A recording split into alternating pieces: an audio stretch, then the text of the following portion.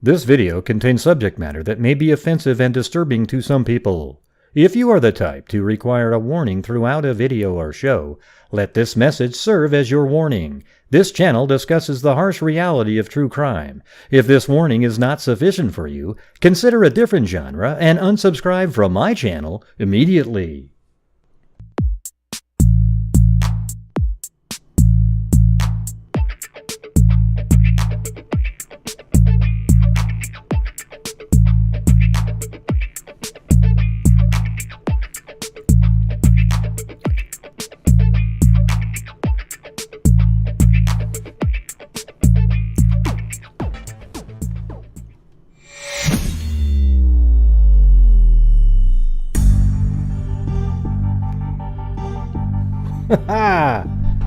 What's going on, everybody?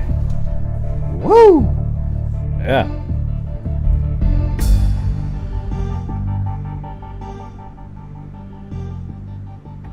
What's that sound? Oh.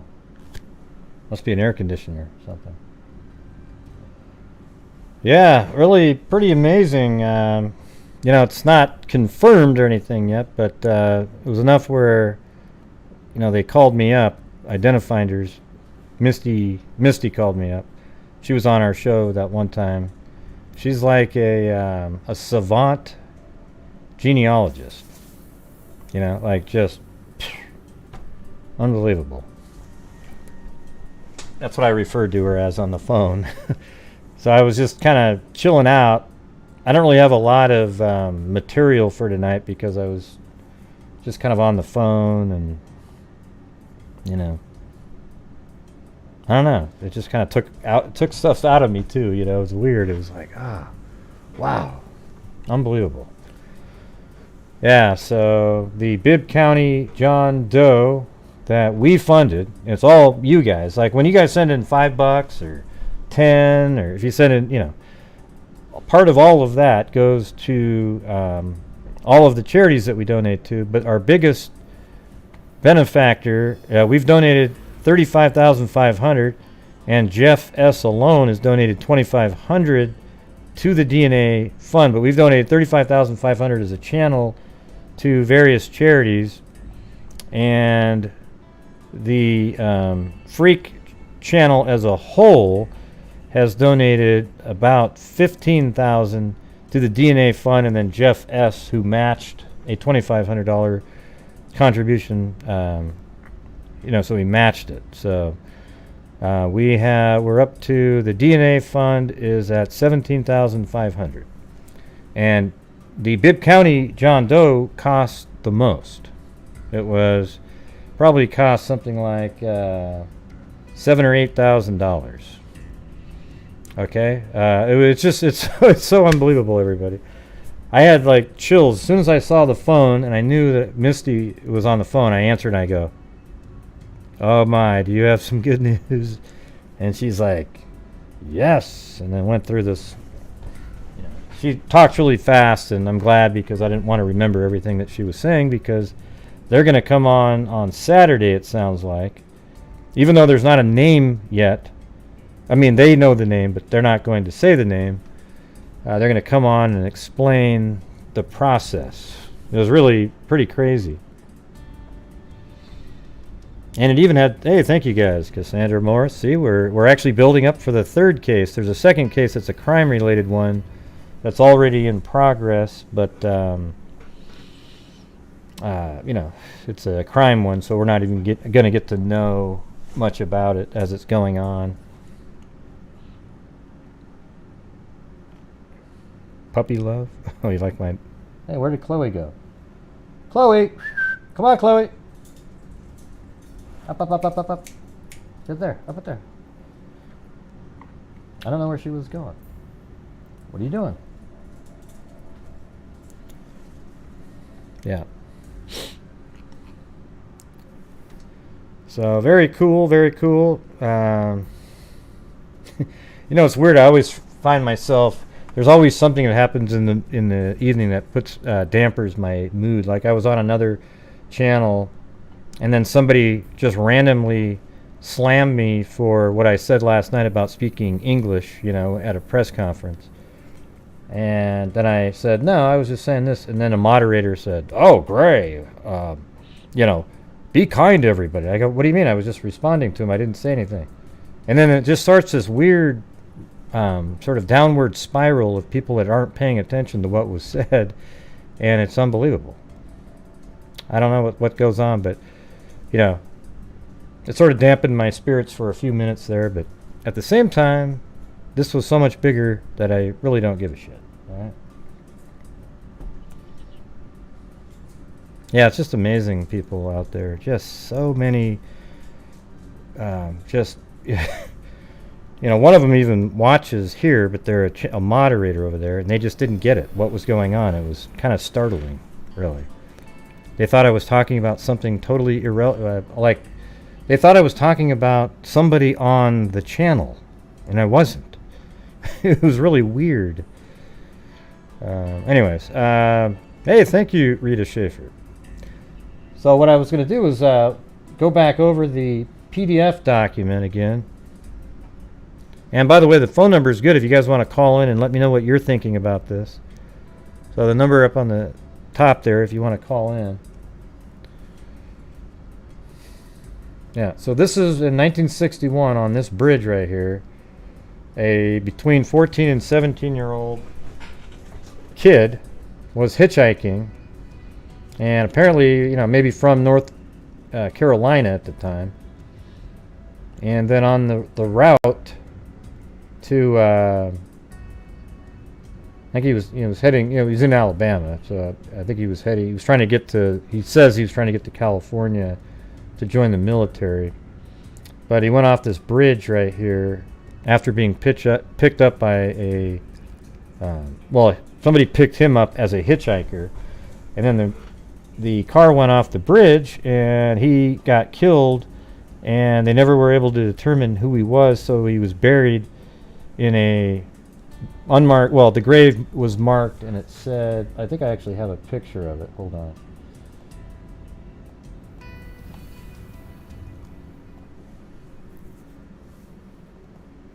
Let's see, where is it? Yeah, there it is right there.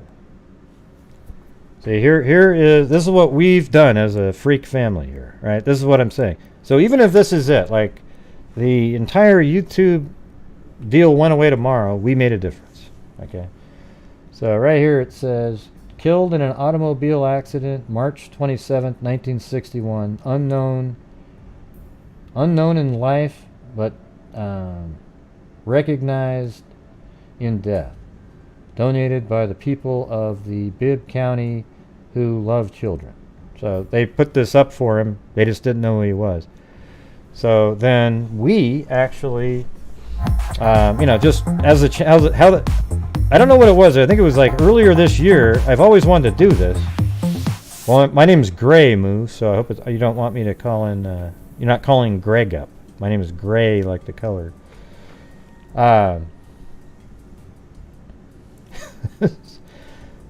So I think I don't remember if it was this year or at the end of last year where we decided, I was talking with Colleen and we're trying to set up a way to do it. We'd been talking about it for a year and a half or so, at least on the channel. People were like, yeah, God, that'd be so cool. And then finally it came into fruition when Colleen found a way that we could donate to a 501c, and then the money would be then funneled to their you know, to identifinders at that point for those counties that don't have the funds to do it. So this is one of those really tiny little town, and so the you know, we've gone through this whole process where the body was exhumed.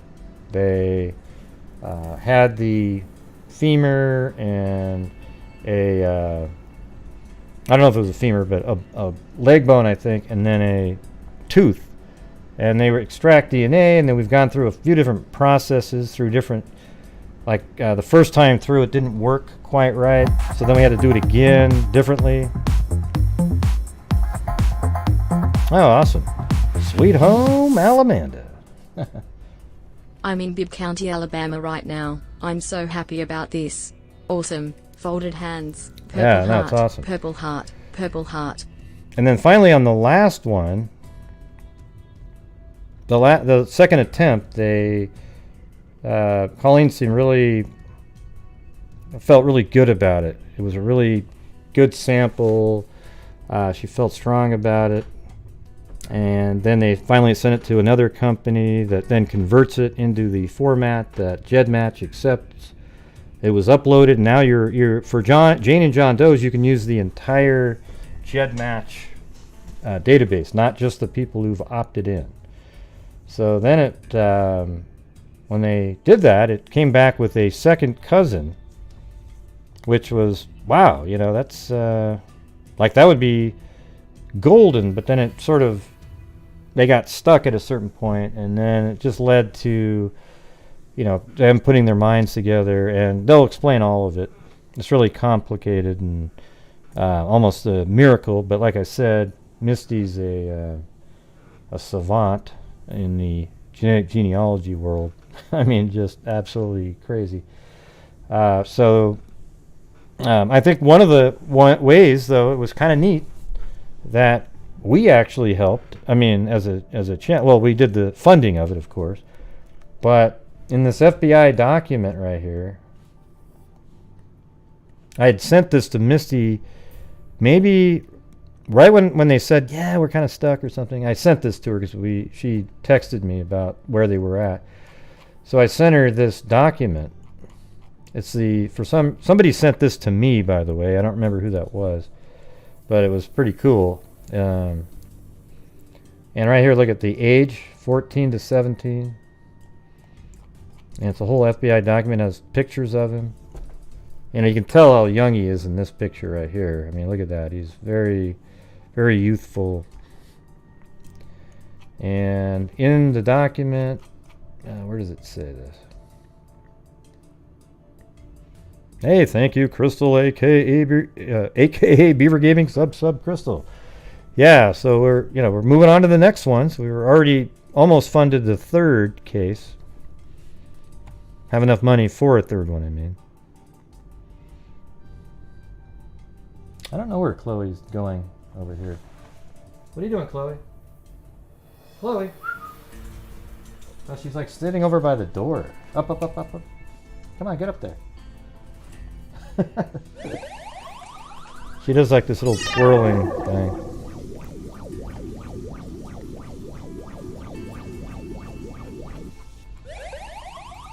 Okay, that's a different one. Boom. Great job, freaks and Gray.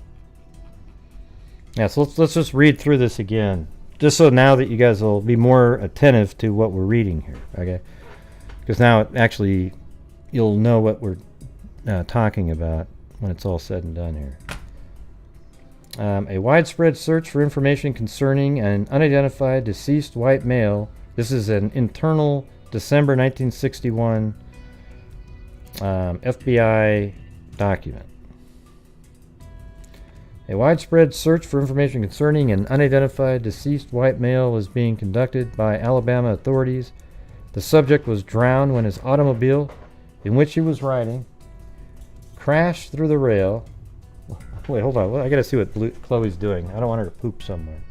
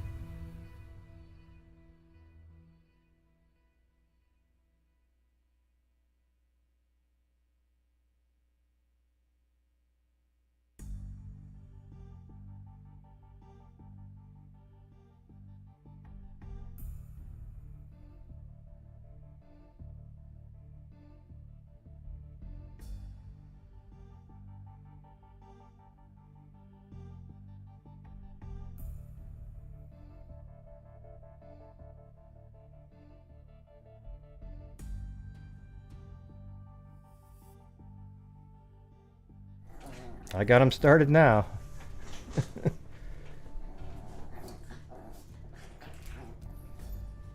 we have to go over to the bigger camera. See, Chloe's a hell demon. See? Look how she just is relentless.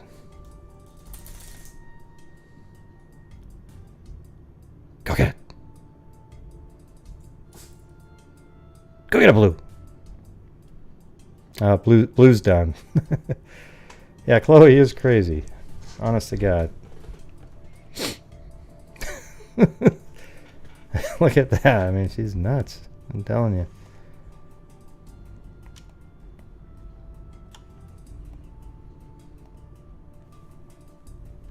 What are you looking at, Chloe? All right, I'll get back over.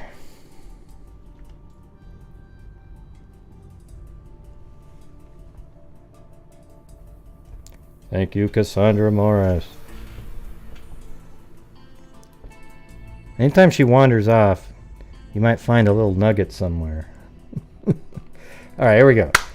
The subject was drowned when the automobile in which he was riding crashed through the rail of a bridge and into the Cahaba River, Bibb County, Alabama, on March 27, 1961. He had apparently been hitchhiking through Alabama. The boy had told the driver of the last car that he wanted to go to Tuscaloosa, Alabama, and that he had to be at Fort Ord, California by 7 a.m. March 30th. Well, that must not be the truth, because he was too young, I mean, way too young to be in the military. Investigation indicates that the subject hitched rides with 3 different motorists on the afternoon of his death.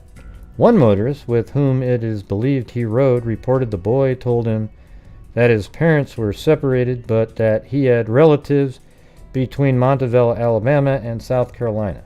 See, all of this stuff turns out to be somewhat, it fits into the story. It's so crazy. From the boy's conversation with another motorist, he could have formerly been confined as an inmate of an institution and might have been connected with the military service at the time of his death. Following is a description of the unidentified deceased. Scars and marks. Small indented scar, 1 inch above right eyebrow. He's only 5'6", 120 pounds. Light brown, bleached, dark brown, natural. But he had blue eyes, which is an unusual thing where you had dark brown hair and blue eyes. Complexion, olive. All right, and then it says scar above his left forehead, above near hairline, 1 inch horizontal scar underneath right kneecap, horizontal scar 3 inches below right kneecap, 4 inch vertical scar anterior surface, 1 inch above right ankle, small horizontal scar inside right ankle, across ankle bone. The subject may have walked with a slight limp, exerting more pressure on the ball of the right foot than normal. Examination showed bones around the ankle joint enlarged due to a fracture, indicating a possible restriction of movement. At the time of the body was recovered, the deceased was dressed in a white cotton dress shirt, light blue dress pants, and brown leather belt with silver horse head buckle, black dress coat, and tan 10-inch high-lace moccasin-toed boots. Thanks, Kim Holmes. Yeah, so it says examination showed. Where's the word limp? I thought the word limp. Are these words? Okay, cool.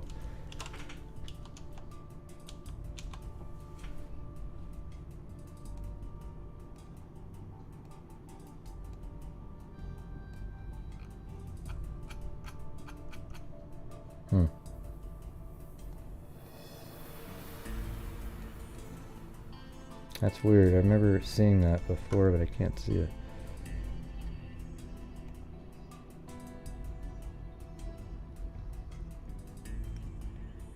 There it is. Subject carried brown leatherette valise-type suitcase. He had in his possession 1 package of Pall Mall cigarettes, 1 brown plastic billfold, a penny box of matches, and a small key, a man's ruby ring with the inscription United States Army was found in the car and possibly belonged to the deceased. The subject carried a brown leatherette valise-type suitcase containing various articles of clothing. On a few articles of clothing were cleaning and laundry tags. Any information regarding the identity of this unknown? Let me read this part up here again. Hold on. The subject may have walked with a... There it is. Walked with a... it was right there. So he may have walked with a slight limp. So the thing is, I mean, right now, it's a tentative identification. Now, they have it narrowed down to these, 3 kids, and they're pretty sure which one it is. Okay? It was interesting, on one of the phone calls that they made, the person mentioned that somebody ran away, and the person had used to wear braces on their legs, right? And then it turns out you got this limp situation going on here. So, and it matches the same person. Everything else matches, and they really feel like they're onto the right person, and that's why they told me. So it was pretty amazing. Hey, thank you, Foggy Morn. Thank you very much. It's going to be the UFO again, on top of the rambunctious Chloe face.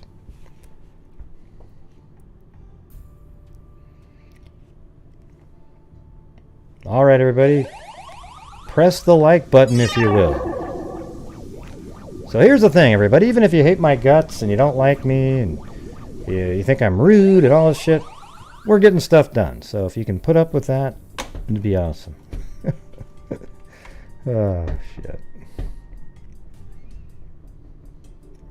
Alright, so now the phone lines are open if you guys want to call in and talk about how you're feeling about this. I can't wait for them to come on, because it really sounds like they narrowed it down exactly to the right people. They're the same, right ages. The person that they've identified is 14 years old. Now, that had a leg issue. I mean, so it's like, man, how incredible is that?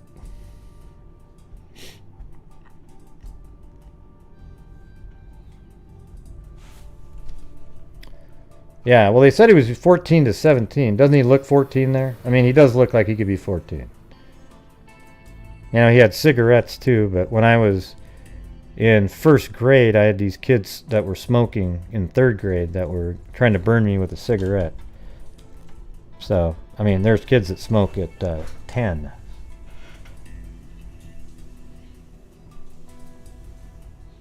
You know what? You know what the worst drawing in the world is the sketch of this kid. He looks like an alien in the sketch. He doesn't look like an alien at all in the actual images. Like, they should have put this image in the paper right here. Okay? Why not put this in the paper? It's not offensive to anybody. You're not looking at that going, oh, wow, ooh. Is there anybody out there that, when they look at this, feels triggered? I mean, in a way like, oh, wow, it's somebody that's not alive. I can't handle it. Yeah, but there's people that pretend that they are, so they can feel woke, like, oh, look at me. Oh, I'm just so sensitive to everything, everybody. Make sure that you appreciate my sensitiveness.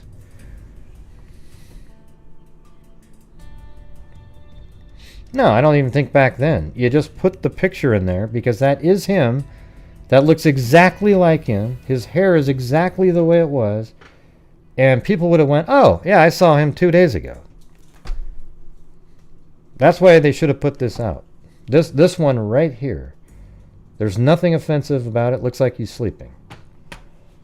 And I don't know why they put... Let me see if I can find that thing. It is just horrendous. Whoever did that should just be...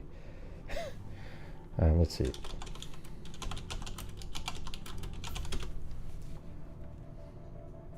Oh, yeah. Yeah, look at this thing. Look at the... Hold on. I'm trying to get it up. Look at that thing. Do you think he looks like that? Right there? That looks like an alien. I mean, they have his ears like 4 inches down below his head there. Yeah, he doesn't look like that. That's not even good. Whatever this thing is. They tried to put eyes in him.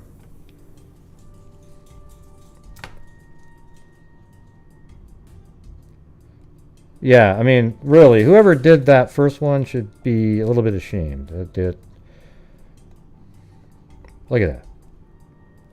Looks like somebody from the Wizard of Oz that might have played on the scene right after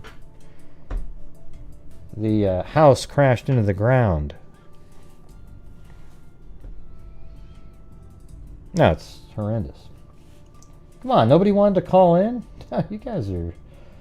Man, I thought you guys would for once want to call in. I guess you don't want to share in the excitement. Yeah, the Munsters, right. It's ridiculous. Yeah, Gen H probably was the only one that understood what I was talking. Oh, there we go. Some other people were...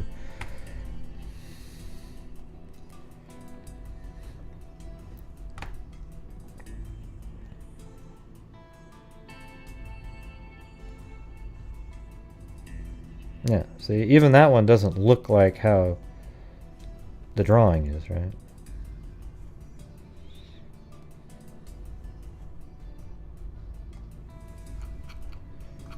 And one of the interesting aspects, apparently he had a note in his, or like a photograph in his pocket of another girl and himself, but they've never released that for some reason. What's weird is if you, or at least maybe it wasn't himself, maybe it was just a picture of another person, because it seems like they would have released a picture of him. I don't know. I guess we'll have to wait and see what that is. But then on his left arm, he has a scratched tattoo right here. That's not just a scratch. It's literally like it's on there permanently.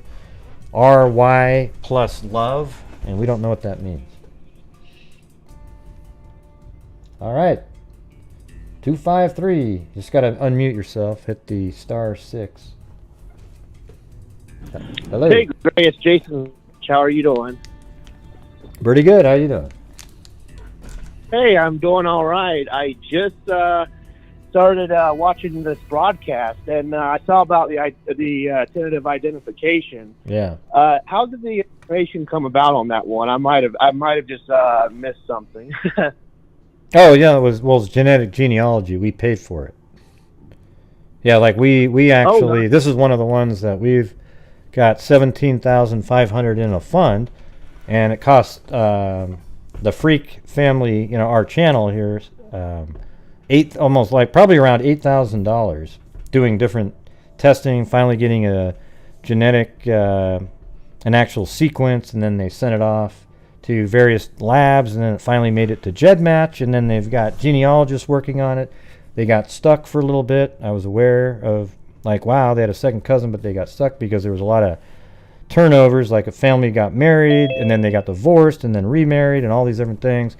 And then today, they actually made a huge breakthrough, and boom, they have it narrowed down to, they're just waiting on the birth certificates at this point. Oh, wow. But they have the... Well, that's... Yeah, it's amazing. Yeah. That is very amazing. And, it's funny, a little interesting fact about the post-mortem photos that you just pulled up from that FBI bulletin. Yeah.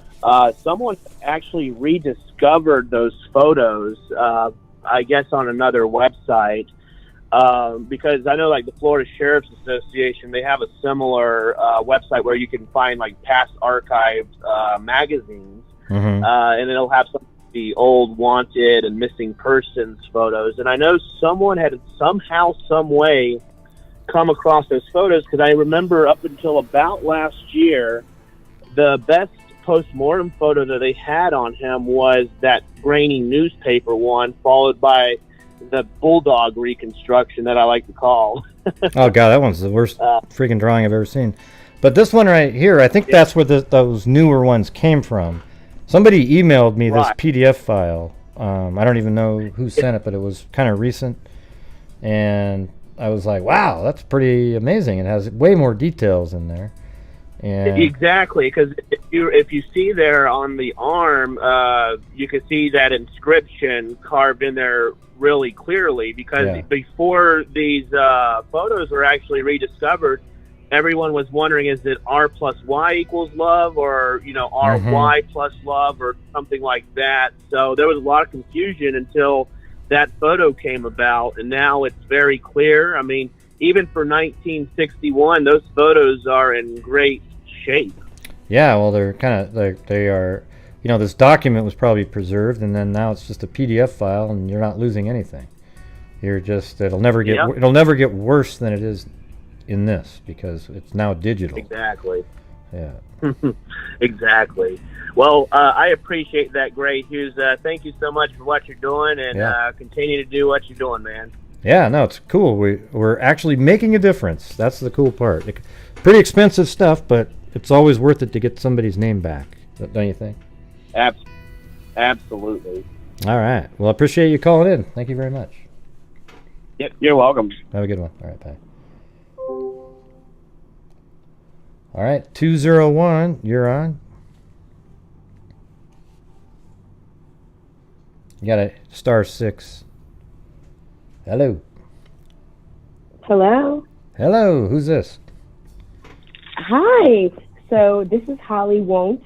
I am literally I listen to you guys, or to you, every night as much as possible. And I just wanted to say thank you. I have nothing specific about, any cases that you're working on right now, but I just wanted to kind of jump in here and say, New York City, I'm listening. I appreciate everything that you do and your style, and I know that people have talked some stuff about you or to you, and I just wanted to say, hey, I appreciate you. Well, thank you. Yeah, I'm not, Absolutely. nobody's everybody's cup of tea, but, Absolutely, and we're not supposed to be. Yeah. We're not supposed to be. All right. But I just wanted to jump in here, and I was surprised that I got on. Literally, I'm ready. I'm at home, I'm drinking wine, I'm listening to you, I'm watching you, and doing some exercises. But I just wanted to say that regardless of everything, that, you are appreciated. And again, we're not going to be everyone's cup of tea, but that's not what you're here to do. You're here to get to the point, and I appreciate it. Yeah. Well, thank you. I appreciate it. And thanks for calling in. All right. Well, I keep on doing whatever you're doing. All right. I know. I'm trying to work out and drink wine. Yeah. What's up with that? Care. Okay. Have a good one. It's a weird hybrid. It makes me feel better. Sounds fun. All right. But, all right. Have a good one. Absolutely. All right. Have a good night. Bye-bye. Bye. Wow, wine and exercise, that could be like a whole new genre, right? Like a new, I don't know, it might be kind of fun. Wine, exercise.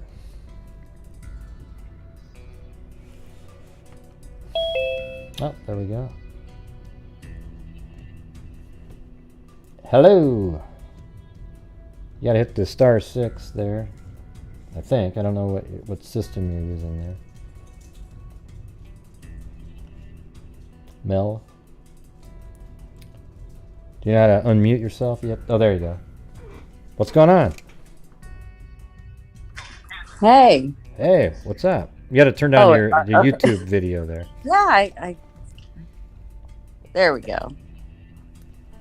All right. I have not been coming on to YouTube that much. I did listen to you the other day, but I was totally working, not paying any attention. And I get on the community and I see this about Mr. Bibb. Yeah. It's awesome. Yeah, no, it's pretty cool. Like it's coming to fruition. Yeah, it was weird because I remember thinking, man, it'll be such a cool feeling, when we saw the first one that we have funded that actually gets solved.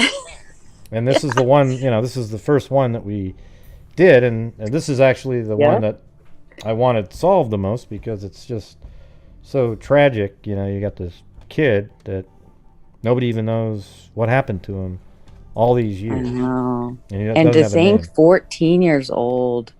Yeah. And Like- he probably has, well, he had two siblings, and they would probably be, let me think, so 61, that'd be 50. They'd probably be about 60, 7, 68 right now. Wow. Yeah, the I siblings. just can't imagine that, like, I mean, all family dynamics are different, but then again, that stupid looking, I don't even know what to call that. You called it something earlier, and it was pretty good. Oh, that Munsters, drawing? Yeah, it was just ridiculous. People were like, maybe it I was don't know their that. first attempt. They were probably like, I don't know that guy. Yeah, I've never Was it known. like- I've never known somebody that looked like an alien. So they never really put two and two together. But had they just put the actual photo of him in the paper, it might have made a difference.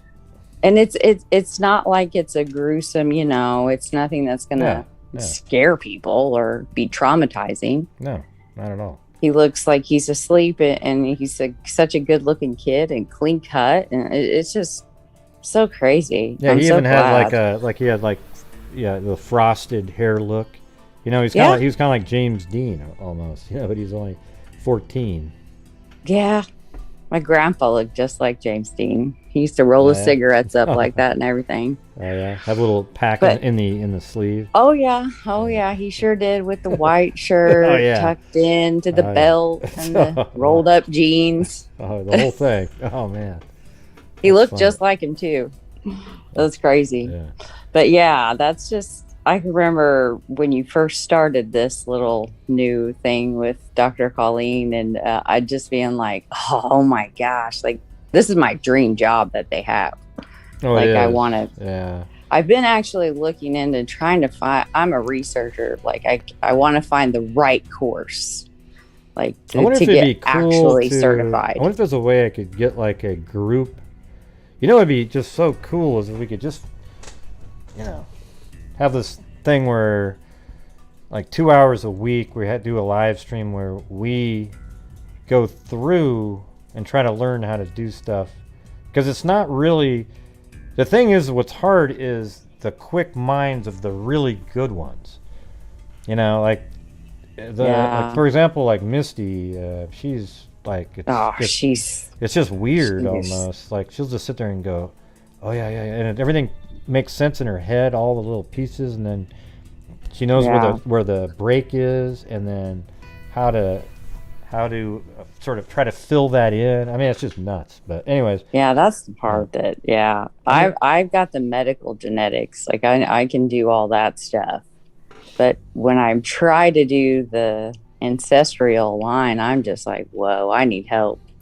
So I've been looking at taking courses. So yeah, I'd be totally into that. I think it would be really cool too to see, because I know it's like a backwards, like but it doesn't make sense to me in my mind because I don't understand it all yet.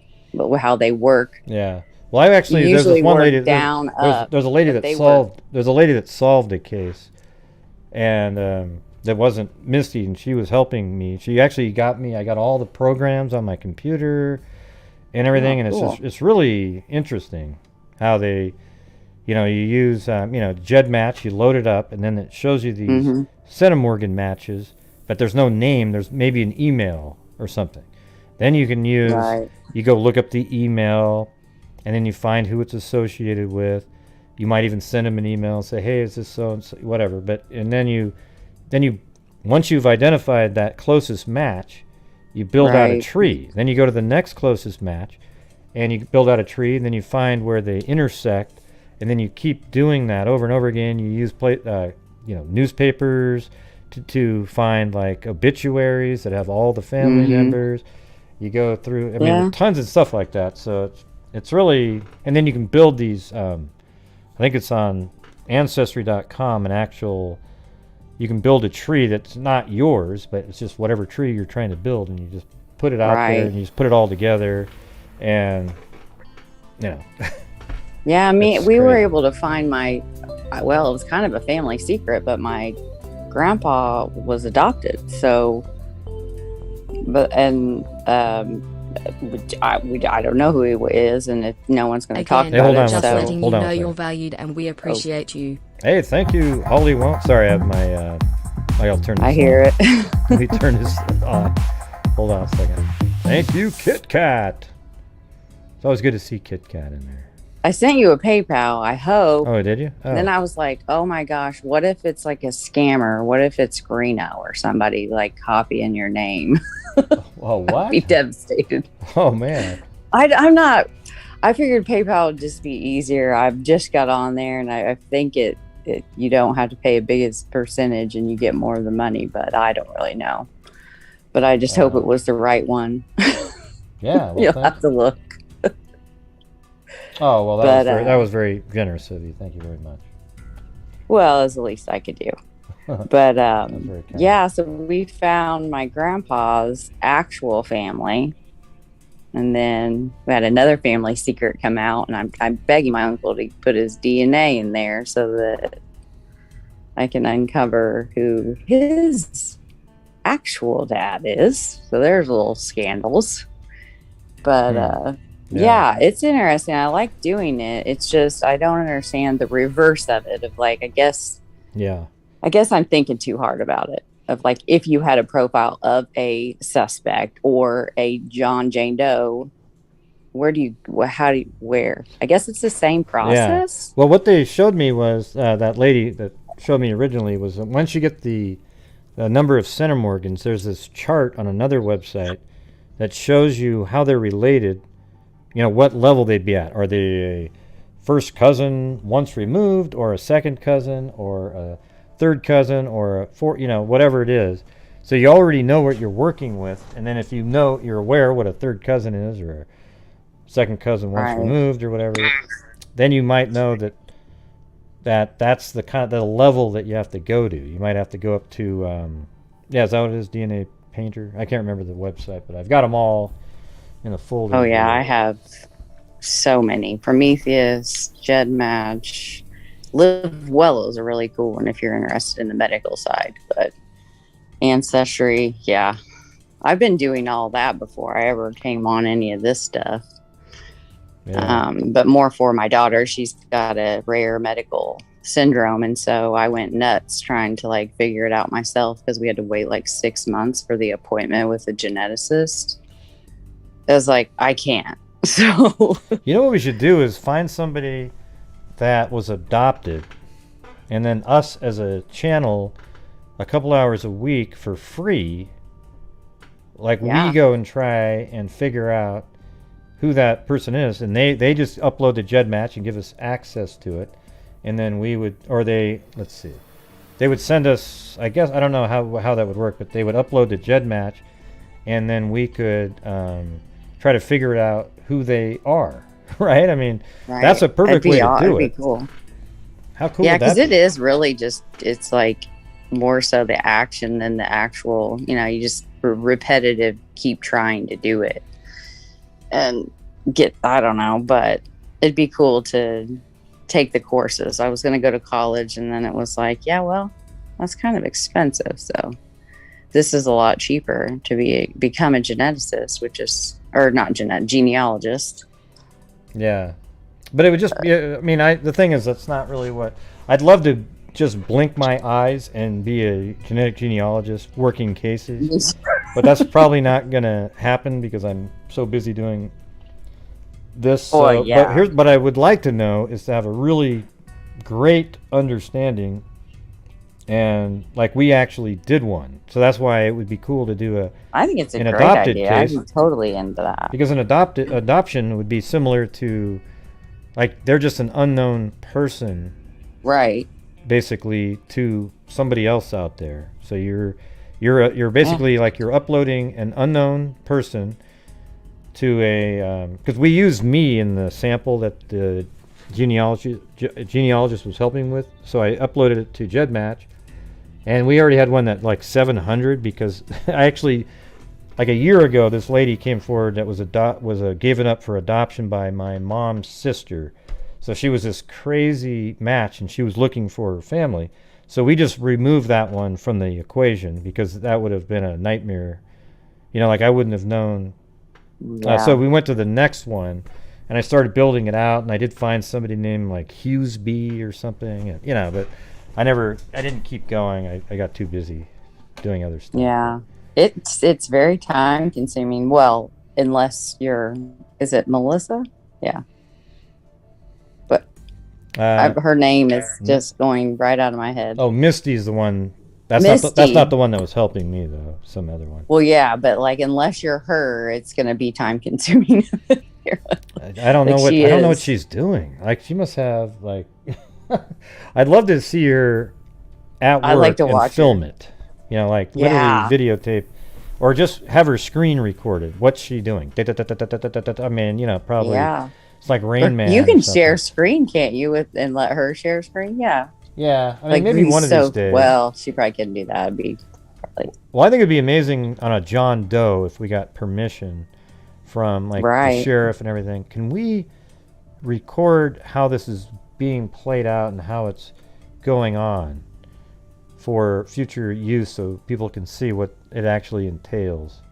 And then you'd have to blur out all of the emails and stuff on GEDmatch and really just show the centimorgans. You wouldn't be able to on the video show everybody's name or anything like that, but you could say, now right here in this blurred out section was an email. We found it over here, and you know, I guess it gets kind of tough because it's all name, you know, it's names and names and names, so it's hard to, you know, I guess you could just use like last names or something. I don't know. And I just wish everyone would share. Yeah. Some of them were easy because you've got to be able to, if they have like a weird, you know that's not their name. It like knowing a name is helpful just in the fact that you could go and like verify things. I think it'd be, but because a lot of people anymore, like they don't answer any kind of direct messages, or I get some and I'm like, oh gosh, I don't want to tell this person that their parents were related. You know, like, unfortunately, my family's from the Holler. They're West Virginia. So Summer Wells case, I totally understand that whole thing. But, like, it was like, I called my cousin. I'm like, look, you got to check out. You were on. And I was like, you got to check out this craziness because this is what it would be like for us if our family ever went missing or committed a crime. This is terrible. Yeah. But, you know, it is what it is. You just got to accept and change it. I'm not going to be marrying any of my cousins. But back then, I mean, there was. And so my line has a lot of, they're related. And so you get these messages and it's like, then I call my aunt in West Virginia and she was like, yeah, they were cousins. And that was their 16th out of 20 kids, you know, like one was literally like, she was like the 8th of 16 and that that's the only one that they randomly gave up for adoption. Well, I was like, how am I going to tell this lady that not only are her parents related, but they just didn't keep her only. Like, I'm not doing it. Yeah. So I gave her information to my aunt. But yeah, I wonder how we could do something like, maybe there's a freak out here that's been adopted but doesn't know who their parents are. And you'd be fine with us, you know, on members only live stream or something, trying to figure out who the parents are. That'd be super cool. I don't know if there was any freaks out there that would be interested in that. We do it for free. We try to figure it out. I'm sure there's a lot of people that have already been doing this that would be really good at getting us through. But I'd want to do it where it was like I'm running the screen, and then people would call in and help get through certain parts. You know? Well, I mean, I think that's a great idea. It's not rough, GFW, if somebody wants to do it. It's not rough, okay? It's rough if you don't want to do it and somebody just did it. Unless you're referring to what she just talked about. And you're on delay for 20... you're watching on rewind mode. Man, that really causes a lot of problems, rewind mode. Yeah, I noticed you have that on. You hardly ever do. Well, now I have it on all the time because so many people like it. They catch up. They zip through and catch up, and then they're happy that they were able to do it. Oh, I see. Yeah, but it wouldn't be confidential, but you just GFW. can't comment. Yeah, see, GFW said, well, if it's confidential, that'd be right. But it's not confidential if the person wants to do it. You They just give you do consent. it genetic genealogy. You know, it's up to them. Yeah, they're an adult. Yeah. I think people, because it is annoying. It's like, what?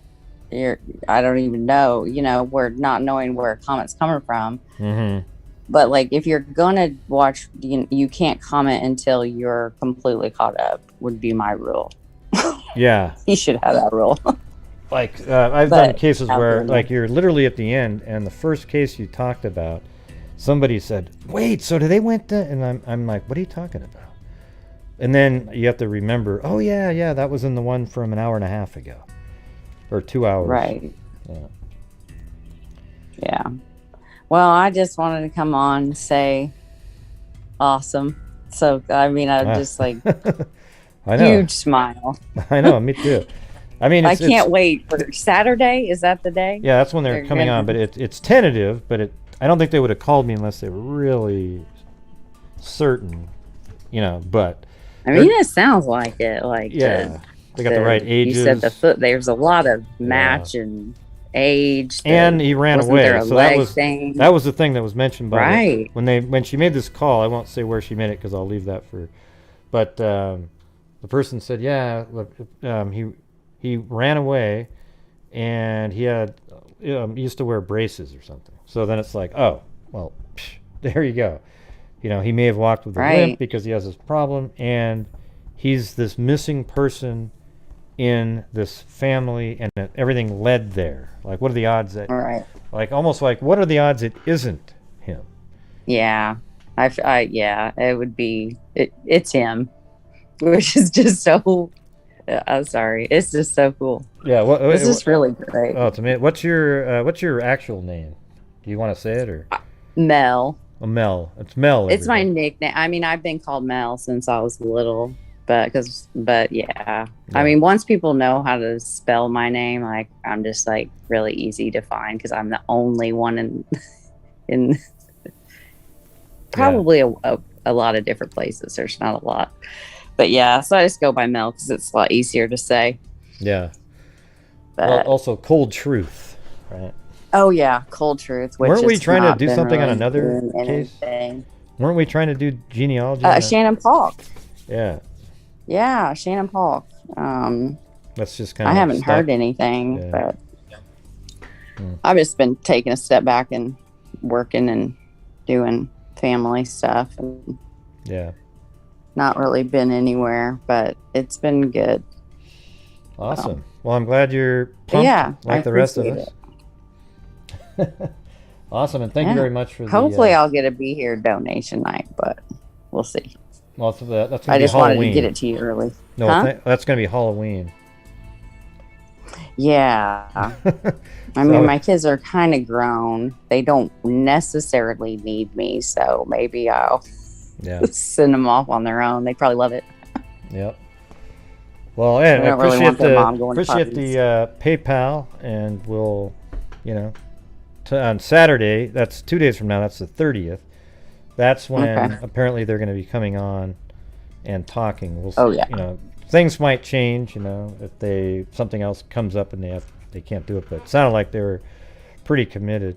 I mean, we were going to get, even Misty was going to come on tomorrow, but apparently Colleen's going to be with them all on Saturday, so they'll all be together at the same time. Oh. So that'd be cool. Well, that's cool. Yeah. And Allison. There's 3 people. Oh, cool. So that's awesome. I'm going to have to not do anything on Saturday then for sure. That's going to be a good show. Oh, yeah. I mean, it just sounds... Misty talks at 1,000 miles an hour. She'd be a great genealogist. I mean, a great... what do you call those people? The auctioneer is what I meant. But she... I'm glad in a way because I didn't remember like 90% of what she said. But when she comes on, we'll make sure that everybody understands what she's saying because it sounds like it was really crazy how it all came together.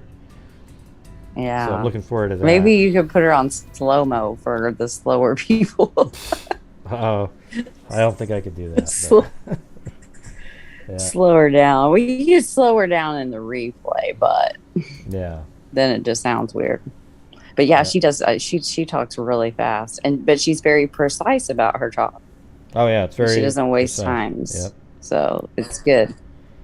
That's right. I like her. Loving the new So Mean Allegedly. Yeah, It's pretty cool. Yeah, it's cool. I like doing shows with her. We communicate. Yeah, you guys are like yin and yang. We're trying to figure out what our, because you So know there's, I did a poll today in the community section. It sounds like most people, like when I did a second poll, everybody 50% said, "Oh, I liked everything," but when they broke it down into what they really like are current missing person and current unsolved murder cases. And I was like, wow, so I've been doing the wrong thing on this channel all these years, because they're not really that interested in, I mean, they might be interested in cold cases, but it was overwhelmingly the current missing and current murder cases. You know, ones that they're still working, or active is the term, not current. Active missing person and active, they didn't like cold cases. It was crazy. Whatever. Yeah, it's like, man. I say screw them. They're probably not the ones that donate anyway. So. Well, I'm not going to say. No, I mean they're just being honest with. I don't. Yeah, I know. I don't look at it like that. I was just kind of surprised because I mainly do cold cases, and you know, I guess I should have realized when I don't get subs every day that maybe I'm not covering the popular cool stuff, you know. So we're trying to. You cover it, and you just don't beat it into the ground, you know. Yeah, like I'll cover it, and then I'll cover something else, and I'll take a hit for that, and then I'll go back, you know, if there's something new, and then I quit covering it, where everybody else just the remaining few just keep covering it over and over and over again, and then everybody that was interested in that mainly just watches those few channels that are covering it, and they make out like bandits in terms of subs and views and everything. It's really weird. It's weird how everything works, but what we're going to probably do on that channel is more of the active missing person and murder cases that are more like that are still being worked on actively in the news on that channel. But on mine, cool. I'm still going to keep doing cold and, you know, whatever I feel like it, really. You know. Yeah. I got to do whatever the hell I feel like doing, you know. Well, yeah, because if you're not, then it's just going to drain your soul, so. Yeah, that's right. You know, doing what everyone else wants, so that would suck. Yeah. But yeah, so that's cool. I thought it was going to be like a kind of I don't know why I had it in my head. It was going to be like a spoof. Like you guys were just going to be allegedly mean. No, well, that's just the name, because she always says allegedly, and I say, I know. So I watched the first time. I was like, oh no, this is deep dives, cool. Yeah. But I thought it would be cool too, because she's funny, and you guys have good, you know, what do you ever call that, podcast chemistry together? Yeah. And pick on some of these quacks out there that. Yeah. Maybe do some of your own, what do they call those? The fake digital DNA. Oh, yeah, that's great stuff. Yeah. Experts that are. Yeah, the pork chop on the side of the face. We do some of those. Yeah, I should make the little pork chop that you can slap on a face and go, look, it's him. Yeah. I'm going to have to send you one that I saw the other day, because, I mean, it might have been the best one I've seen yet, and I've seen a lot of ridiculousness. But it was pretty priceless. Like, you'll just have to see it. It's a trip, but I'll let you get on to your night, and hopefully I'll be in the chat on Saturday. All right. Good luck, and can't wait to hear the final. Yeah. Cool. That'd be cool. All right. Have Later. a good one. All right. See ya. Bye-bye. All right. Thanks, Mel. And thank you to, let's see. Yeah, the D&K Reck on PayPal. And then Mel right there with a quadruple cat eye, which is very generous. And then Charleston Amy, thank you.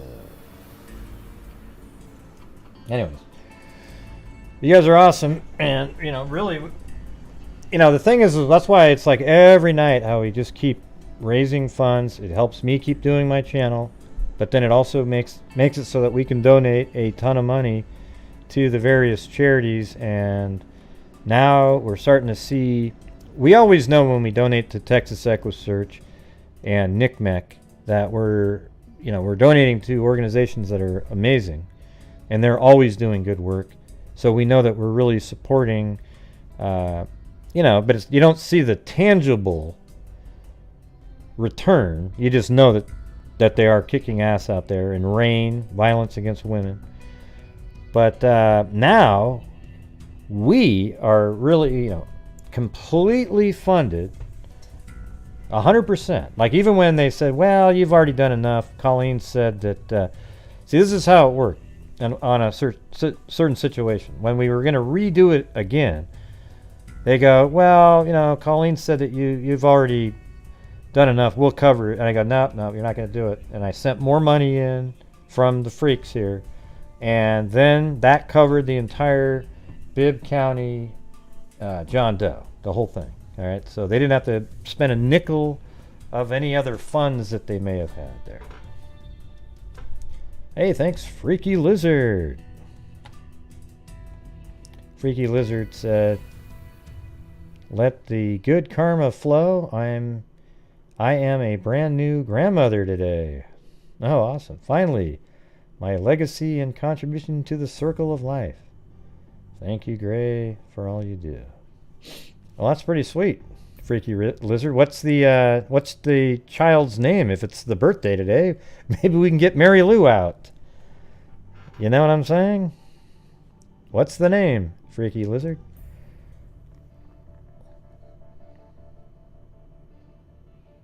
Yeah, no, I mean, all of you, LM, every one of you guys are why we're able to do it.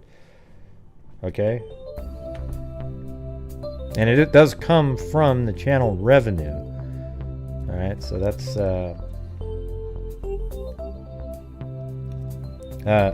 so is it Amelia? Thank you Am I for saying that including right? all of us in identifiers. I'm so excited and proud of you, freaks. Is it Amelia or Emilia?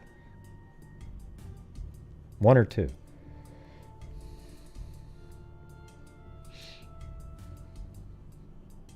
I want Mary Lou to be able to sing it correctly. All right, Cairo. How's it going, buddy? Oh, so Amelia. Okay. Amelia May. All right.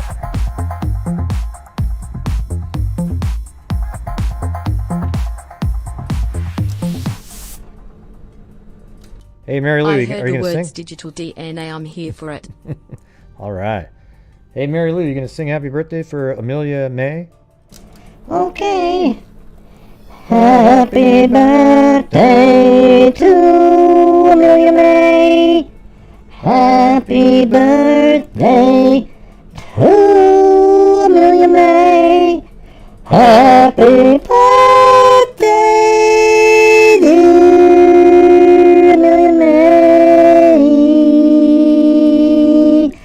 Happy birthday to you. And many more. Yes, welcome to the world, Amelia May. A little mini freak out there. That's awesome. You! Little like baby Santiago, huh? And look at that. It's a person named Freaky Lizard, which obviously was a name created based off the Freak family and Lizard Eye, okay?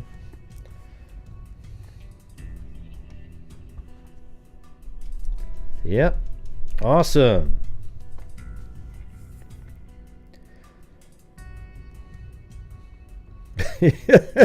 How could your dog hate that voice? I'm going to tell... Hey, Mary Lou, did you hear that Christy Curvin's dog hates that voice? Hey doggy, hey doggy. Hey, that's not Mary Lou. But I want to do it myself. Hey doggy, hey doggy. Well, no, but the dog likes that voice. Yeah, let me do it. Let me do it, okay? Hey, doggy, come here. Christy Curvin, yay. Hey, come here, doggy. Come here, buddy. Oh boy. So now Mary Lou's into the torturing dog business. Unbelievable.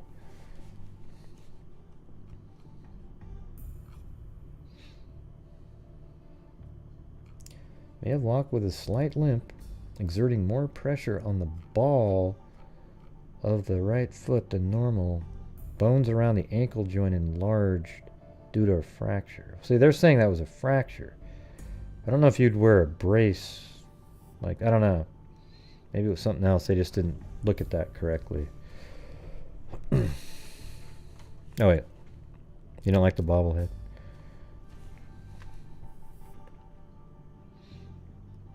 Thank you, TTJO Tracy.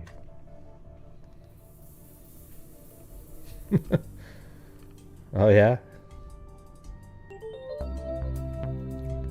A fly trap jar to put Gray's face in. Oh, boy. Goal! Oh, by the way, I mean, listen, I gotta show you guys this. Hold on. Chewbacca? Oh, I'll do Chewbacca if you want me to.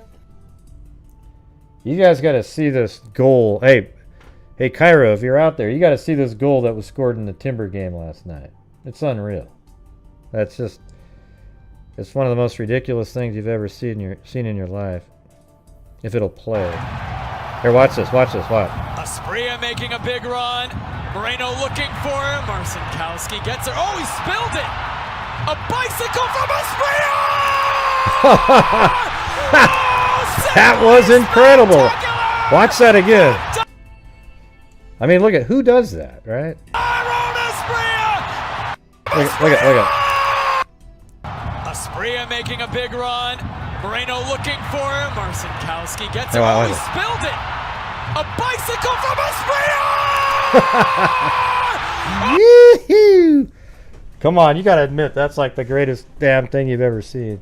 That might be one of the top goals ever scored in Timber's history. I mean, he actually planned on that. Once he realized the goalie was out of the box, he got it forward and then hit it up in the air high on purpose so he could do a bicycle kick backwards. Unbelievable. Oh yeah, you gotta tell his name is Dyrone Aspria.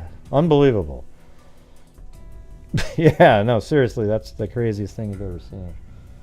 I was watching that last night, and my wife had just gotten out of the shower, and I said, "Come here," and she goes, "No, Grant," and I go, "No, you got to see this." She ran in there, and she like watched it 4 times. She was like, "That's insane." All right, so there you go. Boom. Oh, very cool, Cheyenne. Very cool. Yeah, you got everyone put out some good thoughts for Zozo. She had like 80-mile-an-hour wind over there, and it blew like a tree onto her, or part of her house off or something. So grateful to have found this channel and to see this And development then her tonight. car got damaged. This is an amazing community I am proud to be a part of. Freaks unite. Smiling face with hearts. Well, very cool. Celebratory gesture. Well, thank you, Cheyenne. Yeah, I mean, regardless if people don't like me and all that kind of crap, I'm okay because I know that most of the freaks like me. I'm sure there's some that just put up with me, but you know, we're trying our best to make a difference in the true crime world instead of playing looping clips of a lady walking into Brian Laundrie's house in slow motion, playing the audio sound effects from the movie Halloween to make it seem really spooky and scary, when it's really just somebody walking to Brian Laundrie's house. It has nothing to do with the damn thing, except if you believe Brian Laundrie's still alive out there, everybody. Okay, yeah, we don't do stuff like that here. We actually, you know. And I guarantee if I did do that, none of you would be watching here because you aren't into that.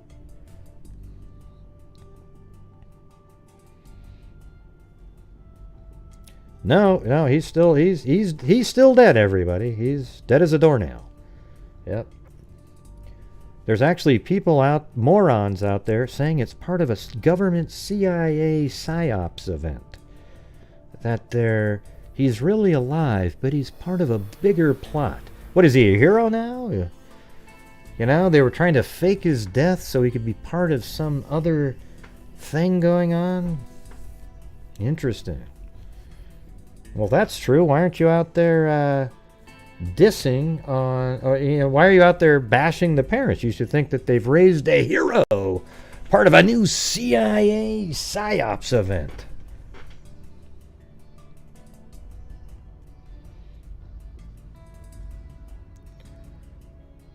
Yeah, I saw the behavior panel did something on the Cleo's parents, and they think that they're not being deceptive. Right? They're literally, you know, they feel like they're being truthful, and some of the look that you see, you know, if you were just like us and you look at the husband, he does look a little, you know, he looks like he's looking away, his eyes are down, but also he's exactly like Heidi, well, actually not Heidi Broussard, but Shane. I think his last name might have been Broussard. I can't remember if they had the same last name or not. But in that case, the Heidi Broussard case, the father, Shane, he looked similar. He looked dodgy as hell. But when you looked at it, it was, yeah, so that wasn't his last name. He looked absolutely petrified in front of cameras. And the people filming him did it intentionally. It was... Those people should have been fired from doing that ever again. They wouldn't let him be comfortable. And then they put out the full unedited thing where he just looked awful. And then every Tom, Dick, and Harry, even the YouTubers that have been reported recently, were saying that the husband did it over and over and over and over and over and over again, and somehow they were rewarded for it by saying that just because they were merely covering it. Unbelievable. But yeah. So when you look at a case like this, I don't know if you can look at it and, you know, you look at the husband and he kind of looks away and he, you know, looks weird. But I've learned to just not say anything about it. We have people out there saying they are definitely involved. And when you hear people say that, I feel bad for them. You know, because that means they're just not their brains don't work very well. Now, even if they are involved, saying that means that their brains don't work well. Because you don't have a clue if they're definitely involved. You don't know what's going on whatsoever in the investigation. Yeah.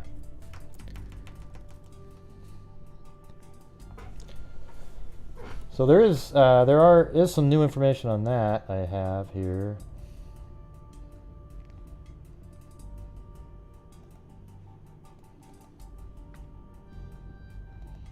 So now we get to know why the forensic team went out. Chilling revelation about a man trying to lure a little girl into his car near the campground where Cleo disappeared, but that was 7 years ago. As police reveal why they spent hours searching her parents' house. Okay, so now we can say... An attempted abduction of a child several years ago at the Blowholes campsite where Cleo was last seen has heightened fears a kidnapper could be operating in the region. A newly resurfaced social media post reveals a girl was approached by a man in his late 40s with a beard driving a small red car at the popular holiday spot in 2014. The girl's distressed mother lodged a complaint with police at the time, warning the man asked her daughter to go for a drive in his car, but she refused and ran back to her family. The emergence of the disturbing post comes as Western Australia's top cop confirmed police have scoured the family's home of missing 4-year-old girl Cleo Smith for several hours as part of a routine practice to eliminate all possibilities. And there's a picture of them, the father and her together. Now, what do you, if people were going to look at this picture, the negative people, what would they say about this? Well, why isn't his hand on her? Why isn't he grabbing her with that hand? Look at he cares more about his beer there. You know, that's the kind of analysis you get instead of just saying, oh, well, he probably had his hand right on her just right before that, and then he put it down and that's when the photo was taken. You know? Nobody knows. Show me a video of this. And you'd probably, oh, okay. Yeah, you know. But we got these uber super sleuths out there that are just, they got it all figured out. In an attempted abduction from 2014, the little girl wasn't able to provide a thorough description of the man's appearance. But she shared the post publicly, hoping to warn other parents who might bring their children to the area. There are new concerns within the local community that Cleo's disappearance could be linked to the incident. Since the post was initiated, unearthed, several people have reported it to Crime Stoppers. Forensic officers and detectives spent much of the day at her home in Carnarvon, 900 kilometers north of Perth, on Tuesday and left with 2 bags of evidence, although it's unclear what's inside. Acting WA Police Commissioner Colonel Blanche said the search of the family home was standard practice and did not indicate that they were suspects. The parents have been nothing but helpful. We've worked very closely with them. They've let us into their home. They've let us into their cars, their phones, everything. So they haven't needed, see, this is the thing. They haven't needed search warrants or anything to search anywhere with the parents. They are absolutely, completely willing to have every single thing searched. Our job is to eliminate everyone and that was at the campsite, and that is a systematic and thorough approach in doing so in any investigation. Mr. Blanche said while they were keeping open-minded about Cleo's disappearance, the highest probability was that she had been abducted. The 4-year-old hasn't been seen since the early hours of Saturday morning. You know, it's weird, too, because it makes you really think about the Summer Wells case a little bit, right? I mean, at this random campground in a tent, somebody comes in and abducts Cleo while she's even in the sleeping bag. You know, that definitely is a possibility, but you immediately think, oh, maybe one of the parents did something. I don't think so, Jenny. A lot of people, I've seen a lot of people, Australian people on other channels, think that the parents are completely involved and act like super sleuths. I've seen them. I've actually heard them talking. So every country has wacko people that are super sleuths. You know, they've got it all figured out.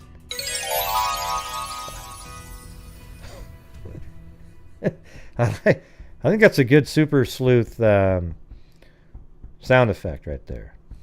You know, it's like, oh wait, I know it. It's, he's guilty. I can just tell. I think I just found it, man.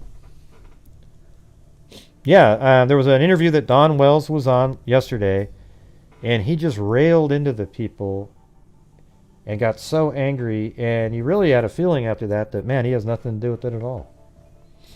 I thought it made him look absolutely innocent. And, you know, that's all I can say. You know, I still don't know if he is or not, but I was actually happy to see him do that. Because you got these idiot clown YouTubers out there that they think it's like this big game. They call, like Don calls in, they give him a bad time because he didn't call in on time. And then they sort of talk like, you know, like he's just sort of this buddy and, you know, just being really, you know, I'm not sure what term you want to use for him, but it was sick.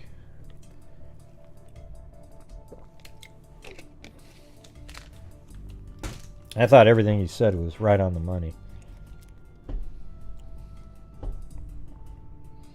It's the Chroma channels. Chroma channels are embarrassing.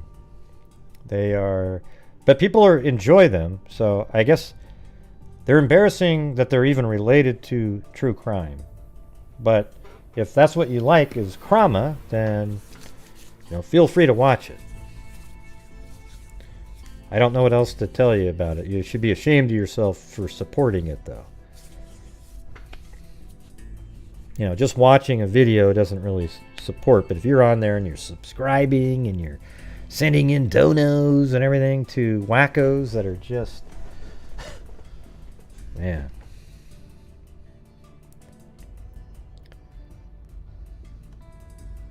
I don't know what you're referring to, Zozo. No idea what you're talking about. The 4-year-old hasn't been seen since the early hours of Saturday morning, October 16th, at the Blowholes campsite. Her heartbroken stepdad, Jake Glidden, returned to the family home on Tuesday to allow police and detectives inside. You said, do you think they searched again because the FBI became involved? Searched what? What are you talking about? You mean do you have an FBI in, are they called the FBI in Australia? Or are they called something else?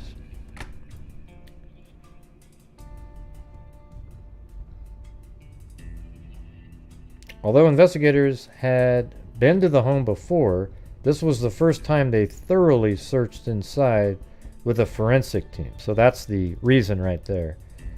Okay, well, why would the FBI be involved in Australia? I mean, maybe they are. I don't know. But, on the previous occasion, forensic officers combed the outside looking for signs of a stalker. So they actually looked for signs of a stalker along the fence line and windows, but no evidence was uncovered. I think the person probably was at the campground watching what was going on. The little girl in pink pajamas was sleeping in a tent alongside her mother. She was last seen by her parents at 1:30 Saturday when she woke up to ask for a drink of water. Oh, I didn't know what you were talking about at all, so I didn't know what you meant. I thought you were talking about the Summer Wells case because you said FBI, and I was wondering, what do you mean they searched again? Because that's what we were talking about, Summer Wells, right at that moment. Yeah, okay. I don't know. It sounds like they didn't really search it thoroughly the first time. They just explained why a second ago. And now they're doing a deep forensic dive into it. Maybe that's what that other organization that in Australia's FBI wanted to do. So maybe. The footage was taken from the home of the Northwestern Coastal Highway, which reportedly shows a sedan traveling down the road at 3 a.m. Yep. I think we've already gone over all that. And then I got another.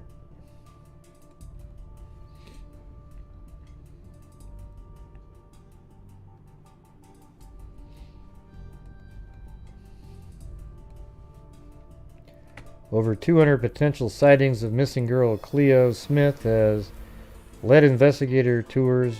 Led investigator tours. I don't even know what that means. Cleo Smith as lead investigator tours Blowholes campground. Okay, so the lead investigator tours Blowhole campground. The man leading the search for missing West Australia girl Cleo Smith says more than 200 possible sightings of the 4-year-old have been reported to police. Detective Superintendent Rod Wild, who heads up the 100-person strong task force, Rhodia, flew into Carnarvon this morning before visiting the blowholes. Come on, you got to admit I'm doing that pretty good. Carnarvon. Have you been to Carnarvon? Nah, probably not. Police say the little girl was abducted from a tent while staying. Let's see. Police say, so now the police are actually saying that. Police say the little girl was abducted from a tent while staying with her family at the popular spot, which is about 75 kilometers north of Carnarvon in Western Australia. None of the 200 reporting sightings reported to police so far have led to the 4-year-old being found. However, Superintendent Wild encouraged the public to continue helping. We still want the public to come forward and give us information we can follow through, he said. Which we can follow through. Superintendent Wild said police had international partners. They worked within cases such as this, but did not give further details. We've tracked over 100 people that were there at the Blowholes campground that night, and we've spoken to and interviewed those people. There may be some people who were in the general vicinity that we've asked to come forward. He said the case had gained widespread attention and had touched everyone's hearts. Superintendent Wild also met with Cleo Smith's mother, Ellie Smith, and stepfather, Jake Glidden. That was really to reiterate commitment to finding out what has happened to their daughter. Police on Thursday visited businesses and industrial estate on the outskirts of Carnarvon, asking owners to provide any CCTV footage recorded in the days surrounding Cleo Smith's disappearance. Yeah, so that is that spot right there. A police spokesman said a lot of footage has already been provided, but that detectives knew there were businesses in Carnarvon that were yet to offer up the footage. Why wouldn't they? Man, just quickly get it over there. He reiterated that Cleo's parents are not suspects and have been, look at that, and been fully cooperating with police. Police are still seeking information from the public about a car that was seen turning right out of the road leading out of the campgrounds. Okay, so now it's totally different than before. Between 3 a.m. and 3:30, shortly before Cleo was reported missing. But then they also had one way down south. Thank you, Linda Howell. We still want those people to come forward. We haven't positively identified the people or person driving that car. If they were on the road in the early hours of Saturday, October 16th, traveling back into Carnarvon, we'd like that person or person to come forward. So, yeah, I guess, it doesn't really matter, so...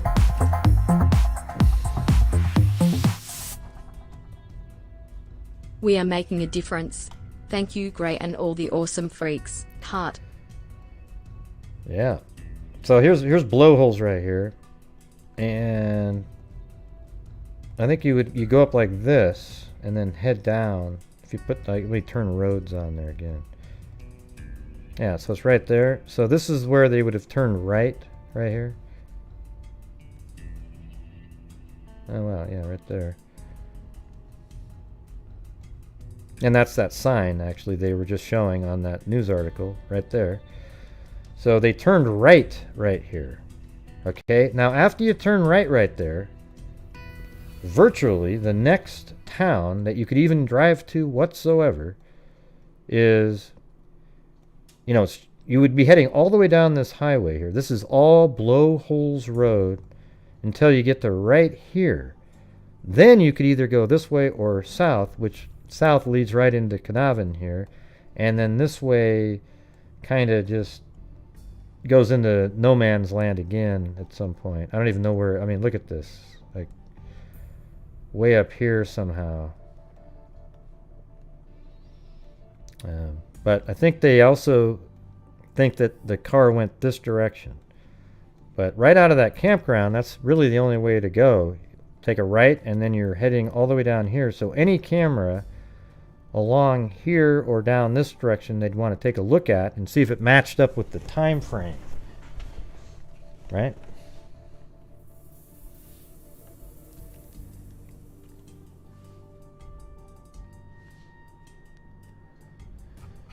Yeah. What time is it?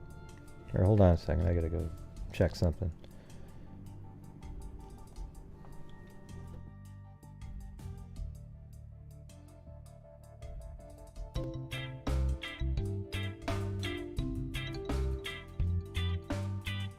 There you go. There you guys go. I gotta go check something on my phone.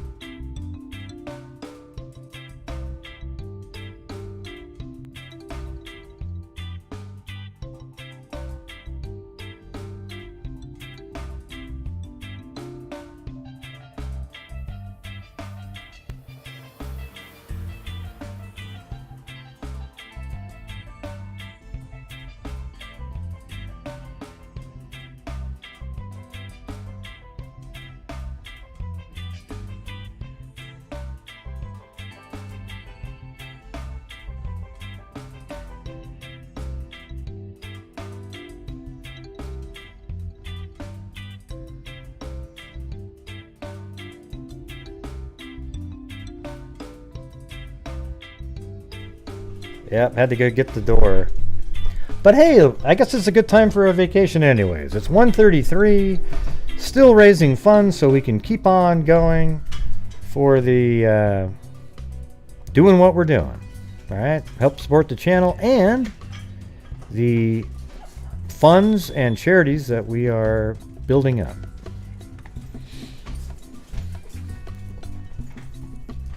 Where is it? There we go. Oh, now I'm in a weird place. Hold on. It's right there. Zen Gray, everybody. Or I'll make the dog bigger. If you don't want to help support me, support the dogs. Wherever they are. Hey, come on. Chloe, where are you?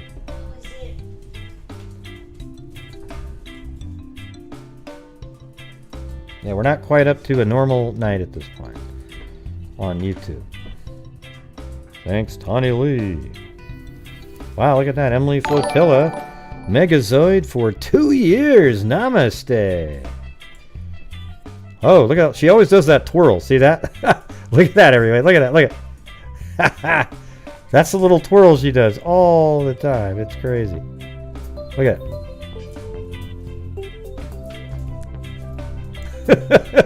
Come on, look at that. Doesn't Chloe deserve something? Look at her. Look at her. Oh my God, that's crazy. Oh.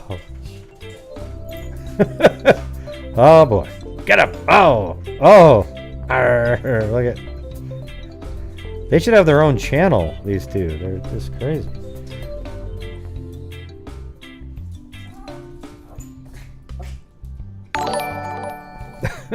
Look at these. Oh, hey, thanks, Hater Nation News Network. What are you doing there, Blue? Uh-oh.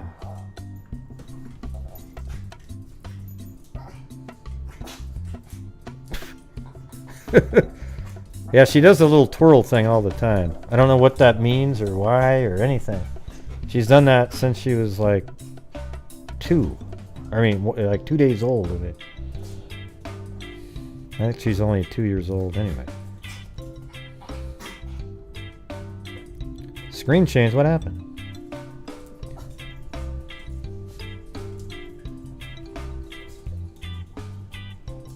Uh-oh, Blue, you're getting a... you got a little wiener thing. Come on, Blue, you're...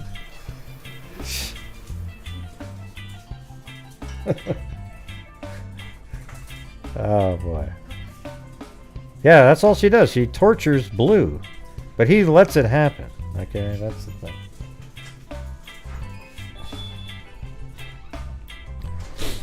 Yeah, in a minute here we're going to do the Grady Judd press conference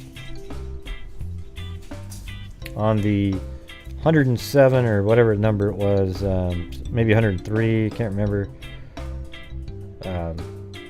Like a sex ring that he busted up or something. Well, looks like the dogs went away.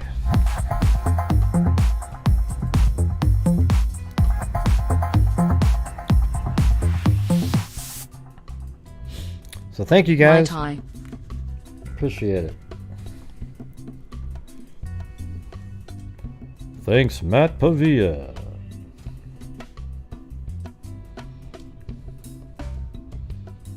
Yeah, I don't know where they went. Come on, Blue. Oh, they went outside.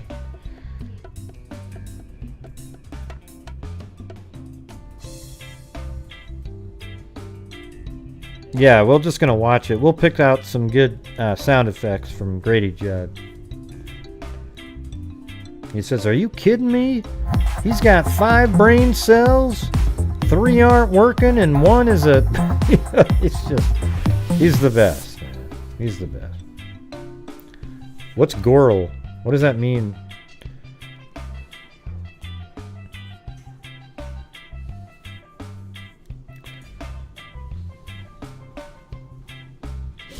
No, he is the best. We cover him all the time. Now you've got other YouTubers pretending that they've really been into him too all the time. Yeah. Alright. Even though I can see everybody being into him, it's just strange when you see people that never talked about him. Now all of a sudden they're saying the same things. You know, what'd be cool is if people just kind of thought for themselves and made their own content.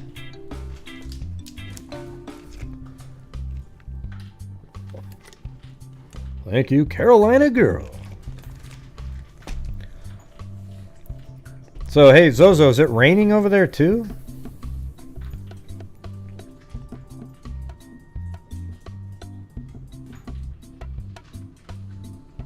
Oh yeah, yep. Absolutely, this account. It's a tentative identification, but they feel really confident about it. So I guess there's the slight chance that, it could turn out. And then the whole party thing will just have to be on a different day.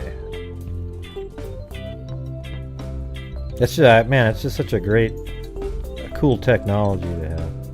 Oh, there they are. They came back. Get some cookies for Blue and Chloe. They're so cute. A milk jug emoji when we see craziness. Yeah, that's kind of what look at. I'm requesting a milk jug emoji for when we see craziness, lol. Thanks, Gray. What's the other one for that? Maybe we do need a milk jug. Yeah. Thank you, Laura Nelson. Hey, Blue, what's going on, bud? Oh, yeah.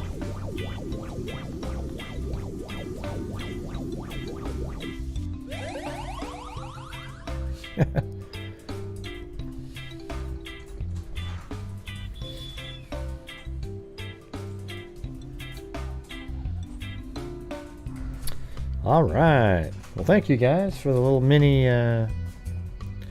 vacation there. Let me see. What do we got on the... So you can still see the dogs up there.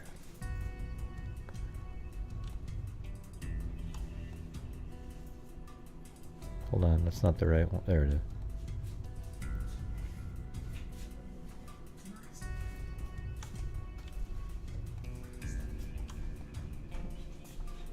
There we go. You can see more of them while we're doing the press conference.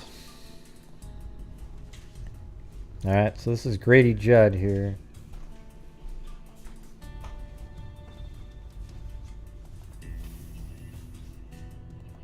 It's operate. This is actually his version, Polk Sheriff's version of it, and he calls it Operation No Tricks, No Treats. That does not sound like a Grady Judd line. Operation No Tricks, No Treats. Yeah, definitely sounds like him. And this one doesn't have the... No, oh yeah, 102 suspects arrested, 38 who were offered to commit prostitution, 62 who solicited prostitution, and 2 child predators. All of the suspects were from a Central Florida area, with the exception of 5 who were from out of state. 60 of the suspects live in Polk County. All right, you guys ready for this? Get us some Grady Judd.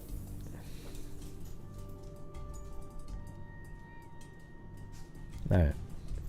You guys will be watching the dogs more, but...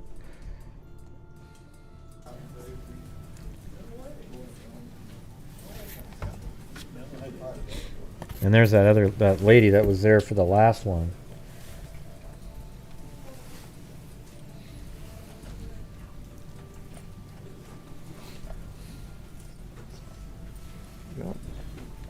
Okay, come over. Ladies and gentlemen, Now let me just check. Okay, they do switch it. Okay. for being with me today. I first want to point out that this operation would not have been possible without our colleagues from not only social services, but the police departments. In this county, we are exceptionally blessed with professional law enforcement, whether you're in the cities or in the county. And this is one more example of what we do every day. We work together. I could not be more proud of my folks. And when I say my folks, I'm not only talking about the men and women that work with me at the sheriff's office, but when I talk about my folks, I talk about my friends at the police departments. We are represented today by the Deputy Chief Stewart from the Haines City Police Department, Chief Velasquez from the Lake Wells Police Department, Chief Teague from the Lake Hamilton Police Department, Lieutenant King from the Auburndale Police Department, Chief Garcia from the Lakeland Police Department, and he will also speak in a few minutes. We have with us Samantha from Salaya Freedom. We have Sarah from Children's Home Society, and of course we have Dr. Marianne from One More Child. Dr. Marianne and I speak to you often because a top priority in this community is protecting victims, whether they be children or adults. And this was a human trafficking operation. Our team of deputies and police officers, in just a very few days, arrested 102 people. Now, I'm going to go through what I think are some of the more interesting ones, and then we're going to hear from our other speakers, and then we'll take questions after that. But first and foremost, we celebrate the fact so much better than that everybody. we believe we've identified 3 victims of human trafficking. Sometimes we do investigations, and try as we may, we cannot identify our victims of human trafficking. And they're some of the most difficult victims to work with, and that's why we bring in the experts that are here with us today. Because the moment we arrest someone or take someone into custody that came here to perform sexual conduct for money, we don't treat them initially as a suspect of a crime. We treat them as a potential victim of human trafficking. So they are immediately counseled by our experts, and you'll hear from them in just a minute. We are pleased. This is a Hispanic female. She's 17 years of age. And let me tell you a little history on her. Back in 2019, when she was only 15 years old, she met her trafficker in another country. This trafficker, she and her mother thought were her friends. They were all just moving around the different countries. May the 2021, our victim of human trafficking with her mother came here from Colombia via Mexico. The mom entered the country illegally. And that's important to understand. The mom entered the country illegally, and she was met in the United States by the trafficker who she had originally met in the Dominican Republic or Guatemala. I'm not sure what you mean, mukbang. Who are you talking to? Who are you talking to? Are there trolls in here tonight? What's going on? Who's Belinda? Who's anything? Man, I gotta stop the show now again, because we always got some rodeo clowns in here. Don't see anybody with that name. Anybody? Anybody know what we're talking about here? Jesus. So we highly suspect that the victim's mom may also be involved or a victim of human trafficking. We know this deal was set up by her trafficker. He's not in custody, he's under investigation, and I can assure you that we're going to do our best to locate him. Now, she came to the undercover site to perform sex for $230, and she was only 17 years old. So, as I said, immediately, we turned this child over to our experts, and you'll hear more in a minute. The 17-year-old said, well, I thought he was my friend. Well, he was her pimp, and he was trafficking her. So then we found 2 more human trafficking victims who were only 20 years of age. One of them was from Utah. The other one was from Mexico. Oh, I see. It all made sense. Okay. All right. What Mukbang was saying to... But her comment was blocked manually at first, so I wasn't sure what was going on there. All right, cool. All right. They were 20 years of age. No rodeo clowns. The young lady from Mexico is here illegally. And she came here with the lady from Utah to engage in sex for $550. This was set up by a pimp for this deal to occur. They don't have any previous criminal history. They're young girls, but they're being taken advantage of by these pimps. Ladies and gentlemen, what's scary about this is we suspect many more of these young ladies are also victims of human trafficking, but they would not work with us. They would not admit that they were victims of human trafficking. Why would I delete you? I just explained that I figured out what was going on. So as a result, we weren't able to even get to the first step with them. These 3 we celebrate because we were able to get to the first step. So if we'd only made 3 arrests in the entire week from all of the resources we put together, we would have been celebrating today. But there's much more to look at. As you know, I always explain to you so you get an idea about what's really happening in these operations. Here we go. And here's Idris Karik. He's 32 years of age. He's from Bosnia. He is an adult protective investigator for DCF in Pinellas County. Oh, by the way, I understand he's in the process of being terminated. Do you understand what I just said to you? He investigates adult exploitation. He investigates abuse and fraud against the elderly. So he knows what to do on to the get other away end of the Just age an idiot. spectrum from what he was actually doing himself. He's a bad man. He needs to be out of the system, and he needs to be in jail, and that's where he is. Or just, Now get this. In order to get away from his wife, he agreed to take the kids to karate, and then, oh, by the way, I'll take them to their mother-in-law's. So he was having to work in excuses so he could get away from Pinellas County and zip over to Polk County in order to do the nasty deed for which he was arrested.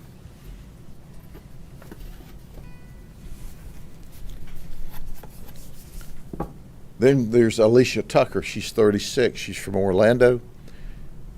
She was in possession of cocaine. She had an outstanding warrant for trafficking in oxycodone. She's got a long criminal history. She has 52 prior criminal charges and or arrest. Did you hear me? 52. And she's only 36 years old. She's been arrested 7 times in Orange County, in the Orlando area, for prostitution. She's a slow learner. Nothing we've done in the criminal justice system has stopped her criminal conduct. I suggest it's time she go to state prison. That may be a novel thought if you're from Orange County, but this is Polk County, and we lock you up for doing bad things. And then there's Frances Hall. Frances Hall is a specialist. You see, she's into kinky sex. She brings like a bag full of all kinds of things that we're not going to talk about. Gorgeous. We're not going to show you. But she's like the wild deal here. She showed up to be a dominant in a dominant submissive I can see that event. She was charging $175. Well, newsflash. She got arrested. She claims her real job is data entry. We're not going to let her enter data at the jail. Copy. But her data was entered at the jail. Zozo always has the funniest little This words. lady will get you in trouble fast. Then there's Shelby Atkinson. He's 49. He's from Hickory Street in Lakeland. He showed up on his birthday and was bragging that it's his birthday. Well, happy birthday, Shelby. How did that work for you? Well, we gave him a birthday gift. We gave him a nice set of handcuffs. You always get nervous when somebody's cranium section that holds their brain is smaller than the rest of their head. You know, that's when I get nervous. And then we gave him a special meal at the jail. And then we gave him free room and board, all for his birthday. And when our undercovers negotiated the price with him, because it was his birthday, we offered him a $10 discount. Now, he certainly had a birthday that he'll remember forever. But there's more to the story. He has a long criminal history. He's got 30 previous charges from California. Well, Shelby, I suggest you pack up and go back to California. You know, they're not so tough on that stuff out there. In fact, I don't think California's tough on much of anything. So go back to California. Boom! Obviously, you didn't learn out there in the criminal justice system. We're going to give you a new. Wouldn't you love to have him in found California lesson for forever? In the state of Florida. Like 10 of him? He's, by the way, employed California's as a handyman. They didn't say what kind of handyman. But I highly suggest you don't hire this guy.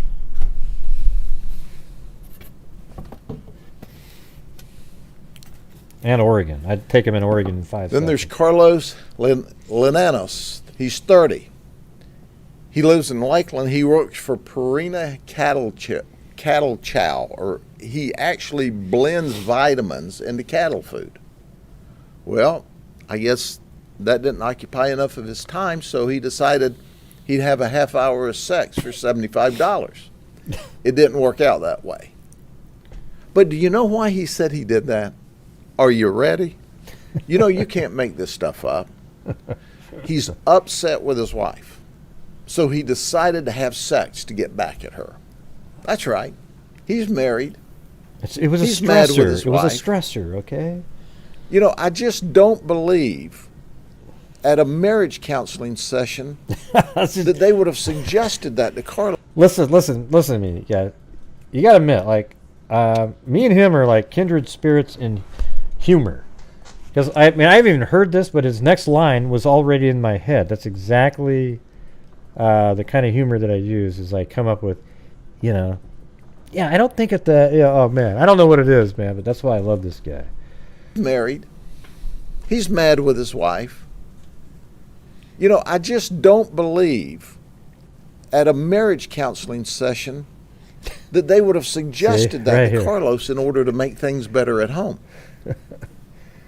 But I anyway, do a he little was skip, arrested. though. Newsflash, it's not his first time.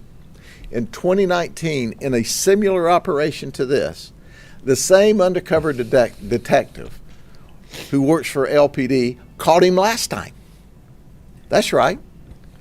He still hadn't paid off his $6,400 in fines, but he did have them worked down to $1,300 before he got arrested again.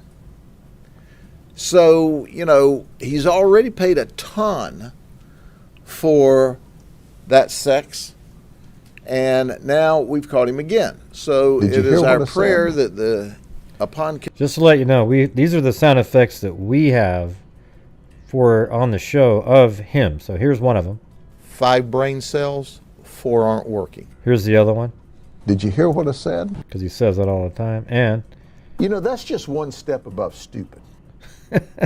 so those are our sound effects. Probably going to be able to get some more out of this. Conviction, they'll give him some time in the county jail and another $5,000 fine plus court cost.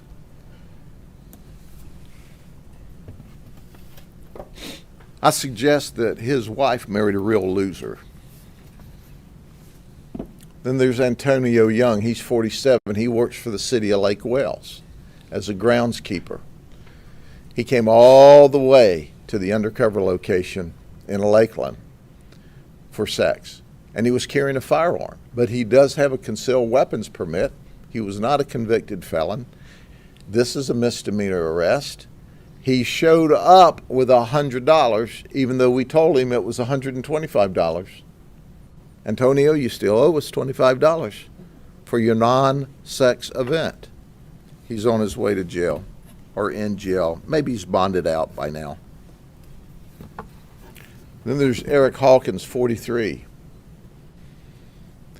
In Marion County, they have a Marion Senior Director of Transportation. Senior Services Director of Transportation. That's what he was. They didn't like the fact that he came here to engage in sex, and they immediately terminate him, as we're told. So not only did he not get sex, he got arrested, and he lost his job.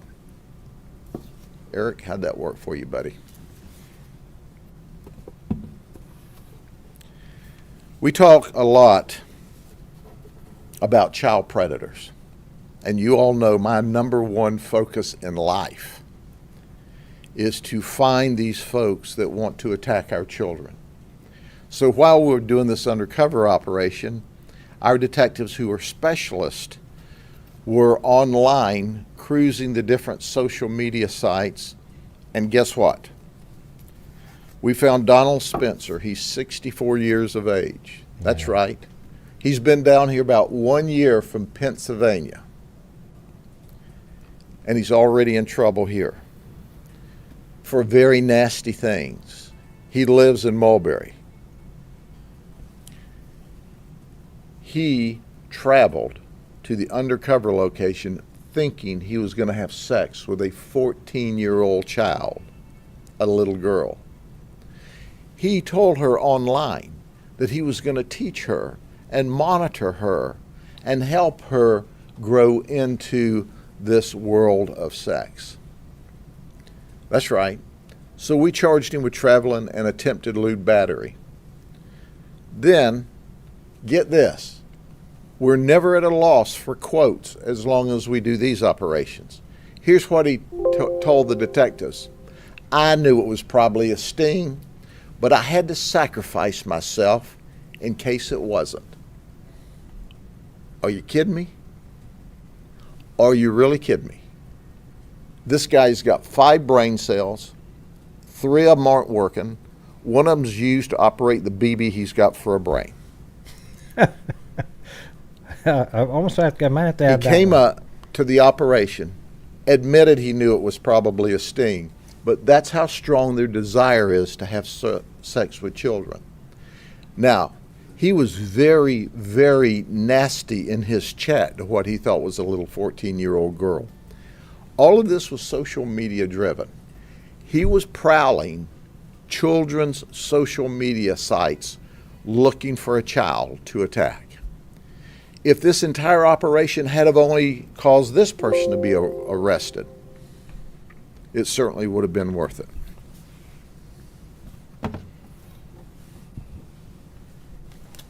You know, that's just one step above stupid. Then there's Pikachu. No, we didn't arrest him. But Pikachu, you see, is a co-conspirator, not a willing co-conspirator. Because the next guy that I'm going to introduce you to, as he's grooming this child, makes the statement, we want to cuddle with Pikachu and have sex in the back of the car. Did you hear what I said? Well, I talked to Pikachu. He confessed. He turned state's evidence and said, dude, I had nothing to do with this pervert. He just bought me off the shelf someplace. Pikachu doesn't like this. You know, if you play Pokemon or you're familiar with that, it's something like gotta catch them all. Well, our detectives from the sheriff's office and the police departments, I don't know that we caught them all, but we caught a bunch of them, didn't we? Yes, we did. Who's our guy who wants to cuddle with Pikachu and have sex with children? Theodore E. Jones, 28 years of age. He's either from Kissimmee or Satellite Beach. We found addresses for each. I mean, just looking at that picture, I would say his IQ is somewhere between 7 and 49, okay? He's a chef at the Hangar in Disney Springs. That's where we found him. Our detectives were able to run him down. That's how sleuthy I am. And he was there. And he had old Pikachu in the car. That's right. He wanted to told us what he thought was a 13-year-old child, a little girl, that he wanted to have sex with her for the first time. And that when they finished, he wanted to keep her panties. And he didn't come to the undercover location, so we went to him. We had to rescue Pikachu from that nasty environment. But more importantly, we had to find children who he was seeking. And he was seeking them once again on social media sites. He was using his computer. He was transmitting nude photographs of himself. That's right. To what he believed to be a 13-year-old child. He said very nasty things to this 13-year-old child to go along with the very ugly, vile, nude photographs that he sent.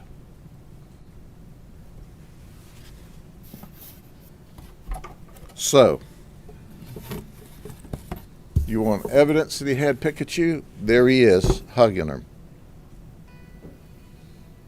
Pikachu said, I didn't like the dude from the beginning.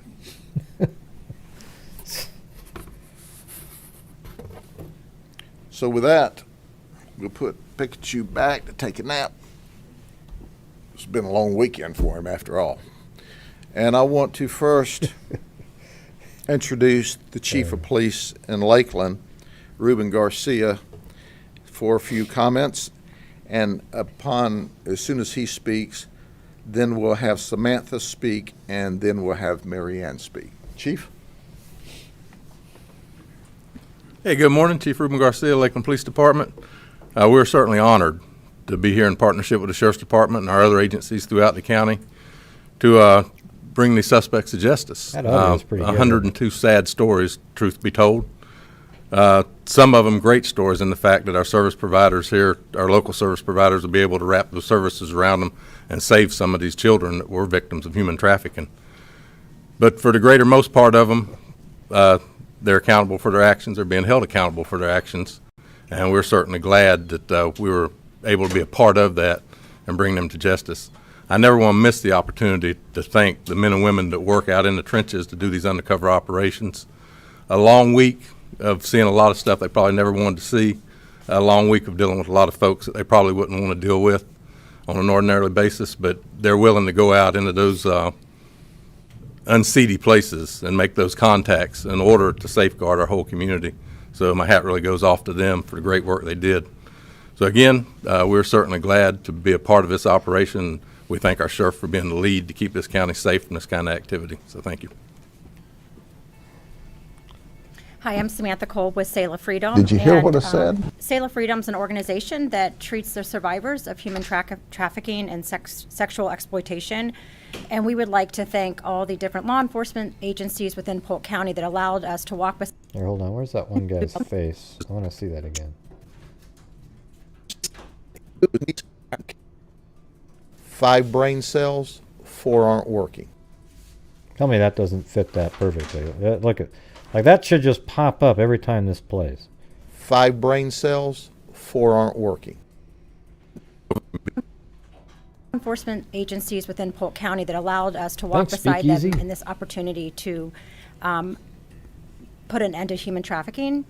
The efforts made and the arrests made in this operation are huge steps in the movement to end human trafficking and allow freedom for the identified victims to start their road of recovery. So we thank you. Welcome, Brandy. Hi, my name is Dr. Marianne Thomas, and I am with One More Child. And we are honored to once again be working alongside Polk County Sheriffs as well as all of the police departments to help end human trafficking in Polk County. We know that Sheriff Grady Judd has a heart for victims, and his people readily identify victims and immediately ask for services. And that is what we want to see. We do work with children ages 10 to 28 who have been identified As far as I'm as human concerned, trafficking he's the best victims. So we're sheriff we've able to ever had in provide the that nation. wraparound I've never service seen anybody as we like move him. on from here. He's amazing. It's not just about identifying them, it's about helping them afterwards. And also, I would like to highlight something the sheriff said. These people, these traffickers, came as a friend. And so for parents who are watching, who are listening to this, please know it's not the boogeyman out there that's coming after your child. It's someone who already has contact with your child, someone who knows your child on social media, someone who already has relationship with your child. And so it's very important that as parents that we do our part to make our children safe online as well. Thank you so much. Are there any questions? I don't know if one of the women could talk to, if a human trafficking victim is watching this, is there a way you can reassure them that if they come forward, how can they know they'll be safe and their life will get better? Go ahead. Well, it takes time, and so that's part of it. It's coming forward is the hardest part. Being able to stand up to someone who has abused you for so long and really has mind control over you. And so being able to take that first step is the hardest part. There are great services. Sail of Freedom is here. We also have Heartland for Children was with us, and we also had Children's Home Society with us. There are great providers in the community who are able to step up and walk alongside them and do all of the things that have to be done. Some things might be you have to turn yourself in for something if there's a warrant out for your arrest. Some things might be you don't have housing, and so the trafficker controls everything and you need help finding housing. We can all help with that. We work in conjunction with all the service providers in the state of Florida to provide whatever that person might need as he or she comes forward. It's also important to point out that we have this wonderful law in Florida that even if you're arrested for prostitution, once we determine that you're the victim of human trafficking, as you move through and receive services, and that arrest and any evidence of it by law has to be wiped out.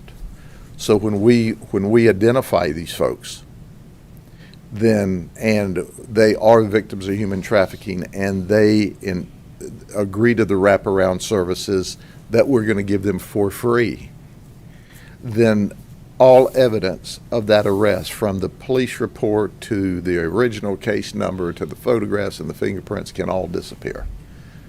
So there's a perfect opportunity for us, the government system, and us, the public's, the private system, to say, look, we're all in this with you to save you from this environment. All you've got to do is cooperate. Any other questions? It was mentioned a lot of these were through social media. Was it just your standard apps, Facebook, Instagram, or were there other apps like maybe parents should be looking out for?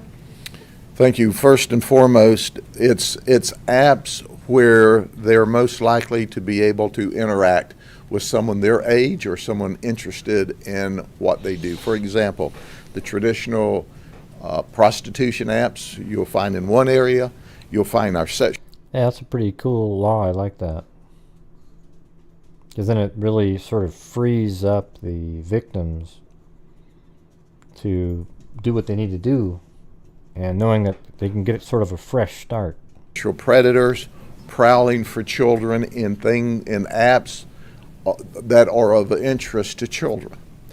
So we are there undercover every day searching out those predators. So they need not to relax and say, oh, I got away with it. No, it's no tricks, no treats. Well, the reality of it is, this is not the last time we're going to do this until the next Halloween. No, this is what we do every day. And then we partner with our police departments. And once again, this is a banner operation. This is unbelievable. This is euphoric for those of us in law enforcement. We identified 3 potential victims of human trafficking that we're able to immediately, the second they show up and we take them in custody from the event, get services. And we found 2 child predators who are very deviant, very dangerous people for children. This was a huge, huge, huge operation for us. Any questions? Thank you all very much. Have a good day.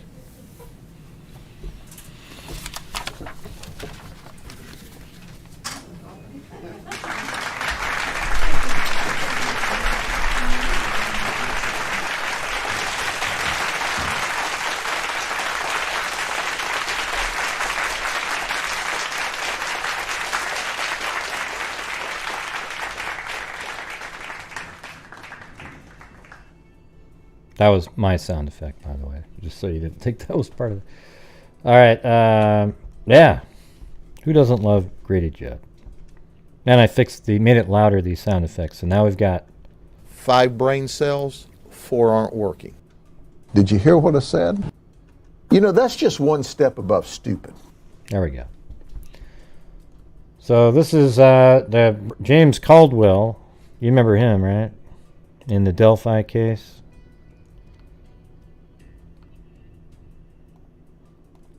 Yeah, so here it is. A man originally from La Follette has entered a guilty plea to charges of attempted murder, child molestation, and kidnapping, among other serious charges in Indiana. James Brian Caldwell, 42, was arrested back in April in Lafayette, Indiana, after being accused of kidnapping, beating, and sexually assaulting a 9-year-old girl, according to what investigators told WXIN. According to the guilty plea document, Chadwell had originally pleaded not guilty, but withdrew the plea and entered a plea of guilty on October 22nd in lieu of violent charges. I wonder how much time he got.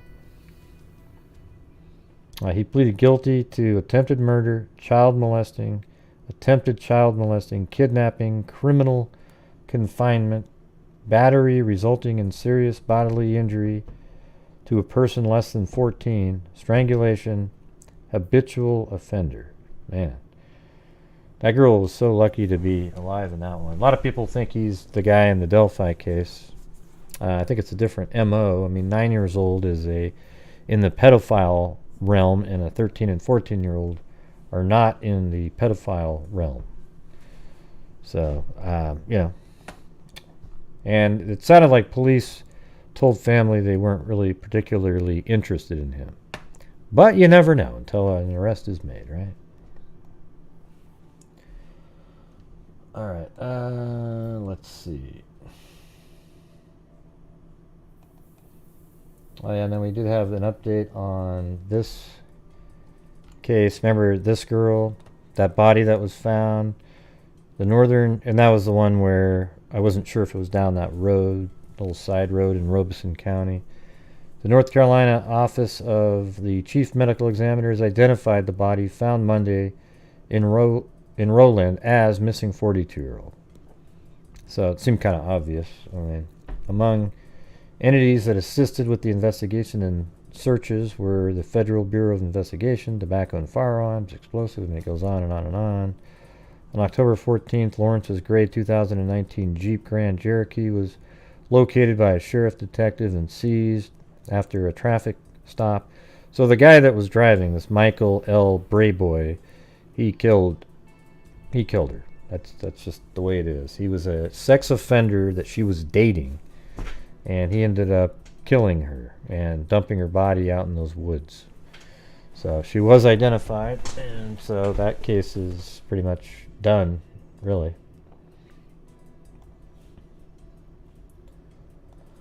And that's it, everybody. I don't have any more for tonight. Like I said, I was more just pumped about the Bibb County John Doe case, and I was talking on the phone for a while, and I talked to Allison, Colleen, and Misty, congratulating the second two. I talked to Misty first. She called me, then I called the other two, and I was like, "Wow, you guys are." It was unreal. So I'm just so proud. I'm proud of all of the freaks for helping out just every single night on the channel, so we can build up a certain funds that can keep me going, and to justify me doing a show every single night of the week. And then also that we can put so much money into various charities and that DNA fund. So, let me see, where is that? How come I can't find it now? Is it higher up? Yeah, there it was. Right there. And so at the very beginning of this, I told Colleen, I said, it doesn't matter. Oh, there it is right there. It doesn't matter how much, like, we have to start over again and re-exhume him and take another bone sample and send that one in. I'm going to see this one all the way through. Okay, so it could have kept going and going and going, but it sounded like we actually. What are you talking about, Terry? Yeah, just read the title of the video. We I don't know what you're talking about. We talked about him for a long time. This is the Bibb County John Doe from 1961. We covered the case a long time ago because it was something that Colleen mentioned as a possibility of something that maybe we could help out with, and we covered it. And then it turned out later on things came about where we were actually able to build up enough funds in a DNA database. Okay, we'll go back on rewind mode and listen to it, Terry. Yeah, so that's why I put rewind mode in there for people like you that show up late. So we actually built up a DNA fund. Right now it's at $17,500. $2,500 of that is from Jeff S. And $17,500, and about $8,000 is what it costs to fund the entire genetic genealogy of this one right here. Okay, and this is a case, 1961, a hitchhiker. They thought he was between 14 and 17 years old. The vehicle that he was in went off of a bridge. He died.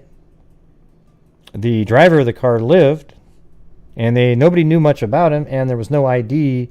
There was a photograph. He has RY plus love. There's various things, but they were never able to get a name or identify this person, and he was buried in a grave by the town. They were just trying to do the right thing, and they buried him because nobody came to claim him. And this is his grave site right here. Unknown, killed in automobile accident, March 27th, 1961. Then we, as a channel, I don't remember when the exhuming happened, but after he was exhumed, we paid for the extraction of DNA and all the other processes, and even the genetic genealogy portion of it. So, like, we paid for all of it. Because obviously people like Misty and them need to have a salary, right? But that's in the cost. So I wish she could get all of the money, to be honest with you, but it doesn't work like that because there's all these technical, processes that have to take place at labs. And then finally, after two attempts at the sequencing portion, they were able to get a good DNA sample. Then they had to get it formatted for upload to GEDmatch. They uploaded it to GEDmatch, And they did come back with a second cousin right off the bat, but it led into this just quagmire of marriages, divorce, married to somebody else, changing names, blah, blah. It went all the way through this stuff, eventually leading to a phone call that was made that the person said, well, all I know is about a cousin that ran away. And yeah, but I don't think that's him because he had braces on. And well, it turns out the FBI had noted that he may have walked with a limp because he had, and anyways, it turned out it led to a family that had 3 kids in it. One of them's, they believe it's the 14-year-old, but there's also a 16-year-old and another, like a 19-year-old. And they think they know which individual it was. They're really certain.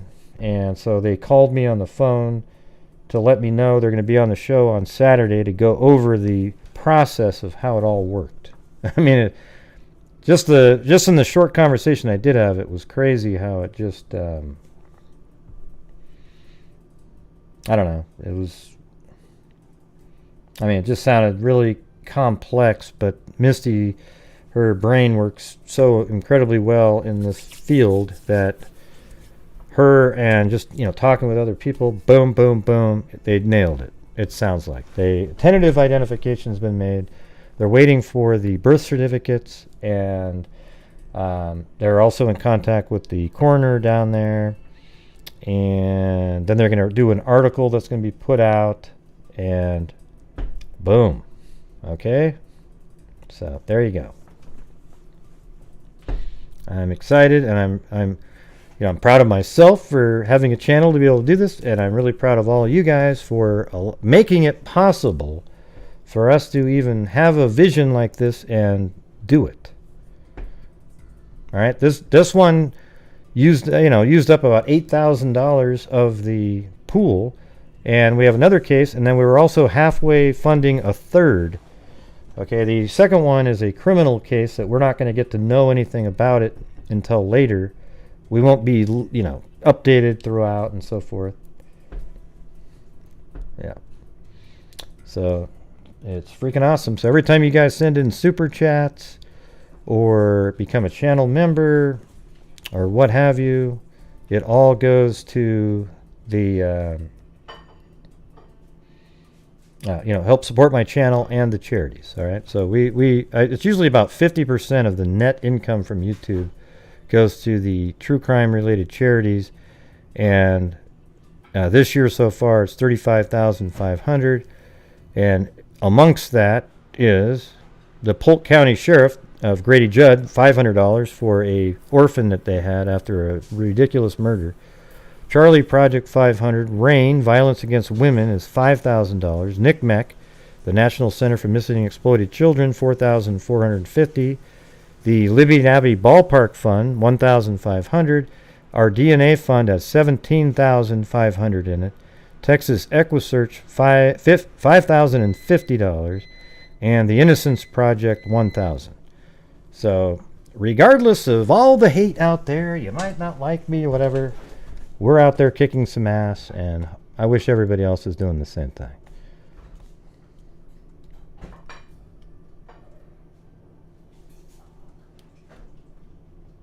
What is Steve Van, what is he even talking about up there? That guy.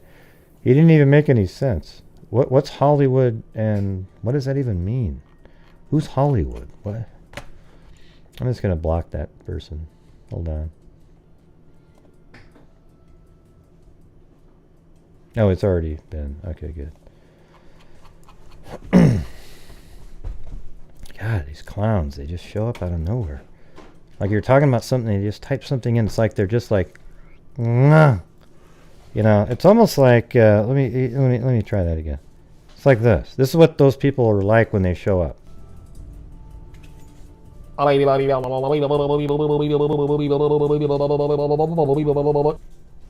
Right.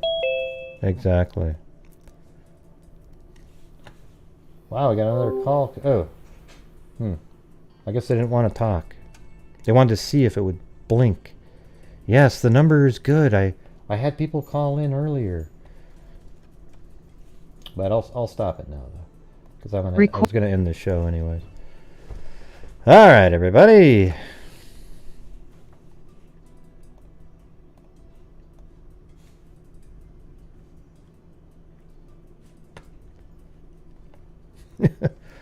Well, it makes me laugh too, because it should be like this. I'm trying to get the look that they have in What About Bob? You know, when Richard Dreyfuss is just at the end of it, and he's just like...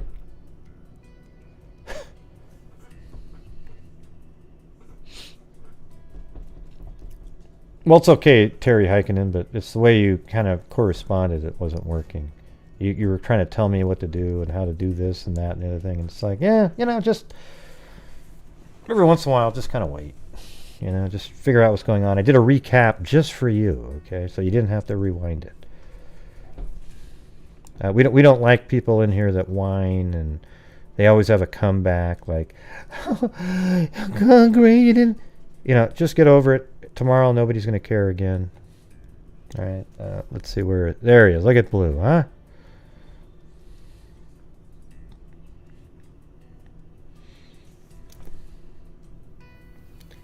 Happy Thursday to you, J Case. Yeah. Yeah, so the thing is they're going to be... If they're the two brothers that this person has, they're going to be in their 60s, like, you know, maybe... well, let's see.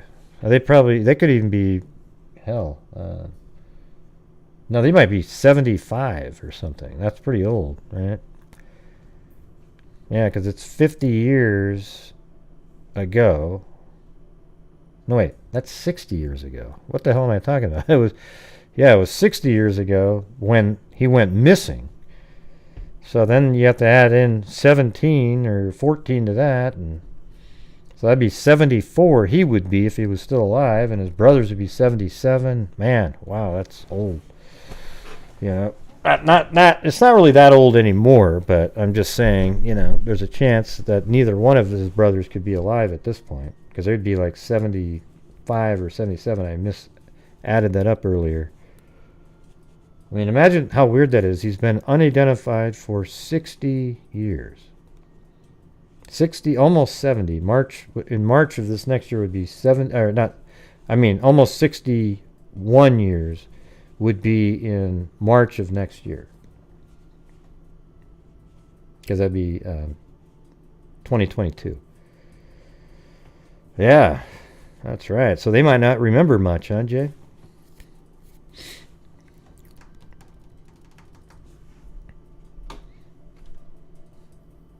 You know what's going to be weird is to have a picture. Like, maybe one of these people have a picture of them when they were kids. Playing, you know? And maybe we'll get to find out who RY was.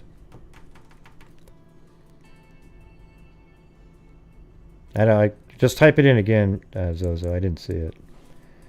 And why not just type it in again so I could see it? Yeah.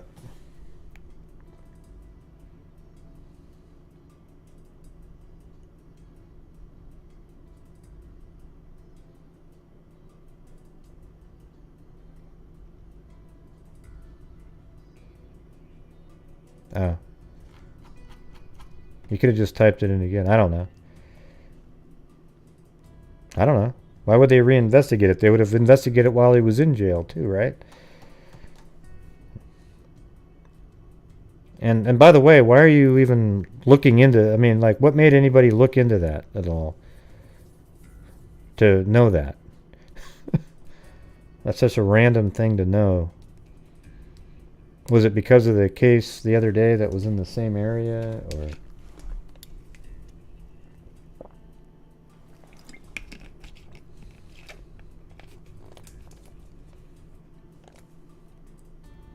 Yeah, well, it was back then. They had it in the newspaper. People showed up to view him. One lady came back a couple times and stayed a long time each time. But then they never got her name and she disappeared.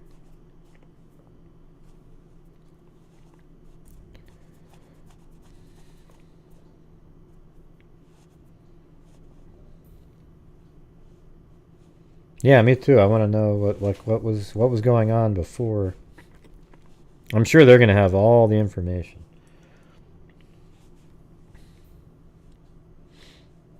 No, you don't have to be quiet. I just don't know why would they do any, why would it be any different now that he's out? Now it would be less likely.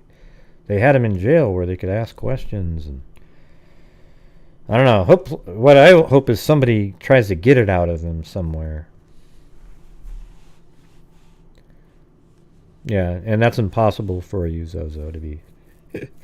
So Zozo said, I'll be quiet. That's like a fish saying, I'm not going to swim anymore.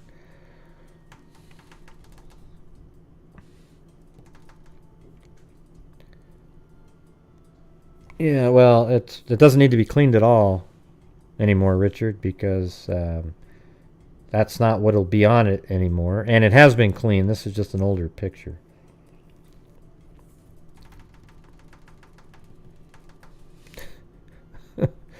Everyone always feels sorry for poor Zozo, you know. See? Poor Zozo.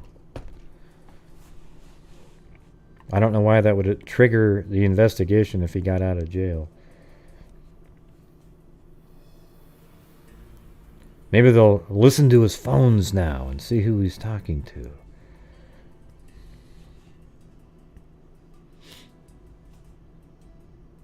Yep.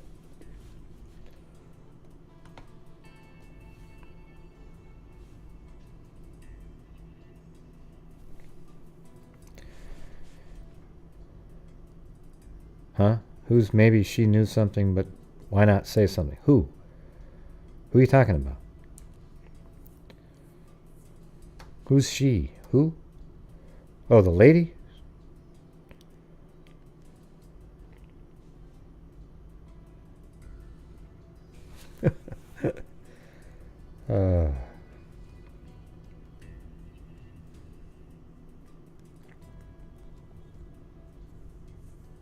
Right. Well, unfortunately, you'll have to go back and watch.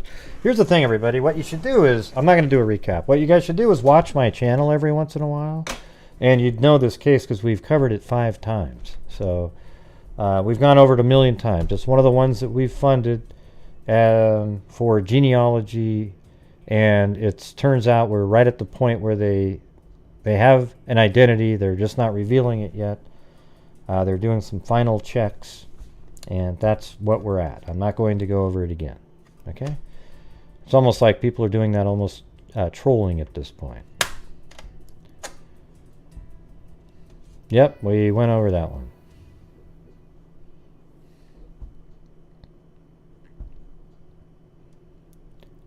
Yeah, the Asian lady that was missing in the desert was identified. It ended up being her. Okay, we already knew that was going to be her, but I have the file, but I'm not sure if I went over it or not. I looked at it earlier, but it's in my folder right here.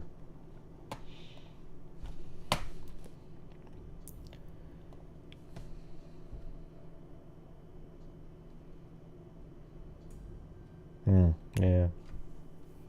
Well, she didn't want to say anything, and she didn't. That was 1961. She took off.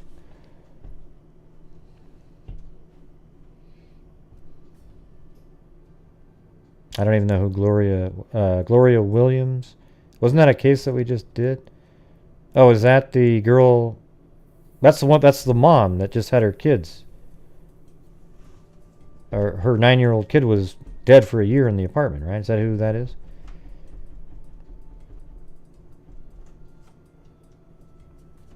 Yeah.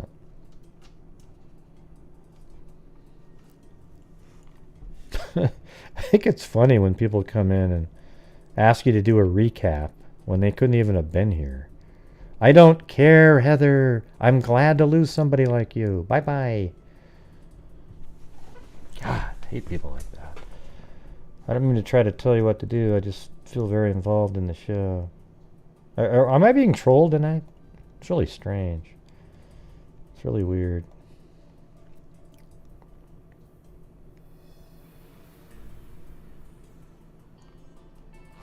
Yeah.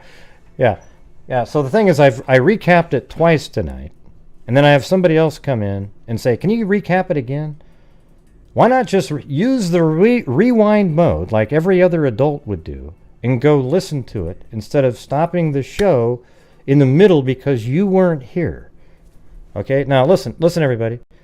If you don't want to be on the channel, just get the hell out of here. I don't have time for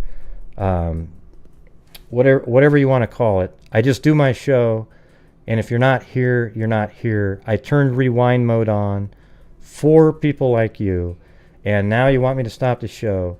You're just trolls, okay? I don't have time for snowflakes. I really don't.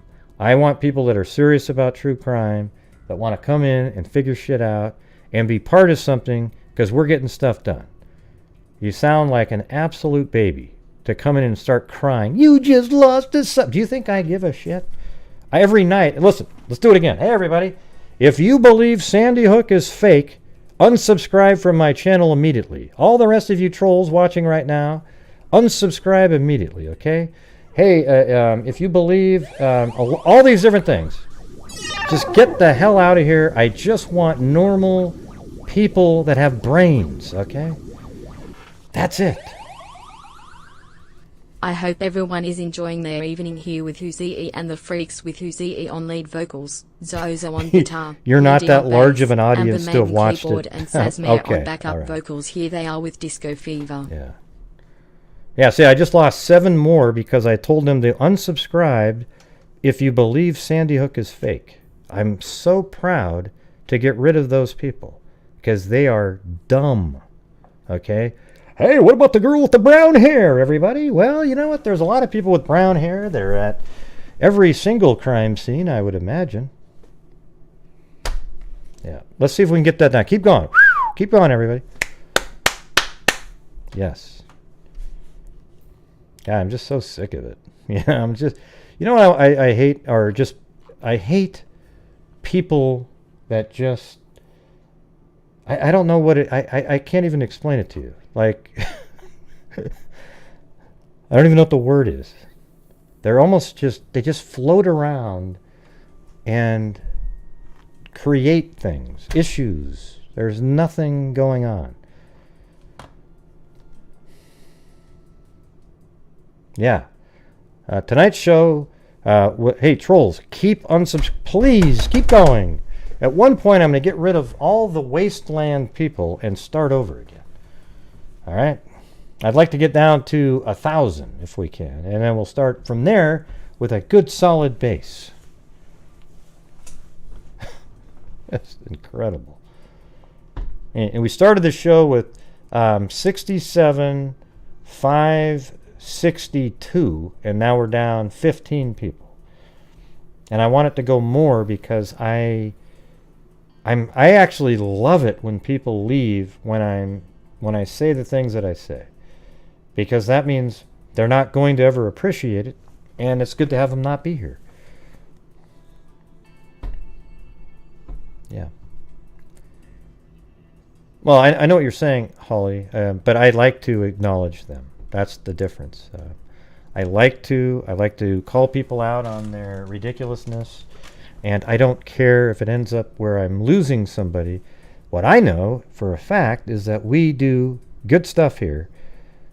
We go over cases in a logical, rational way and figure things out. We literally figure things out on active crimes at the same time as everybody else. They go, oh, look. We've already known it. We got it figured out. We know what happened in the cases.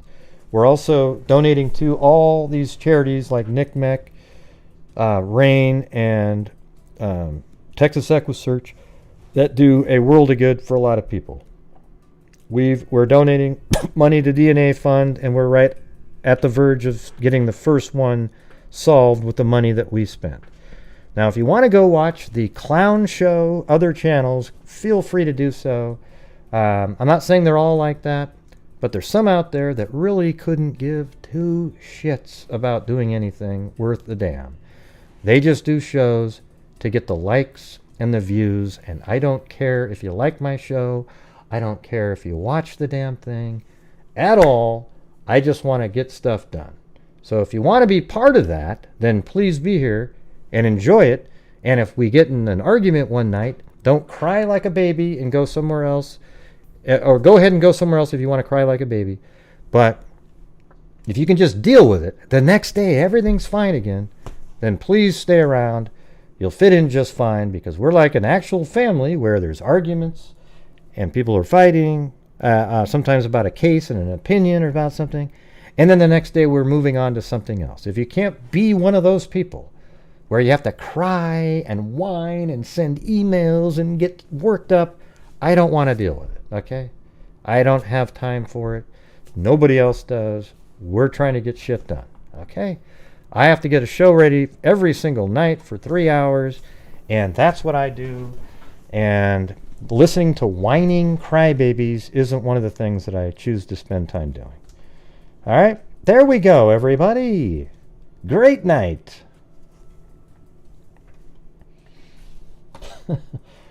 It was a great night. It still is. For me, I feel absolutely incredible.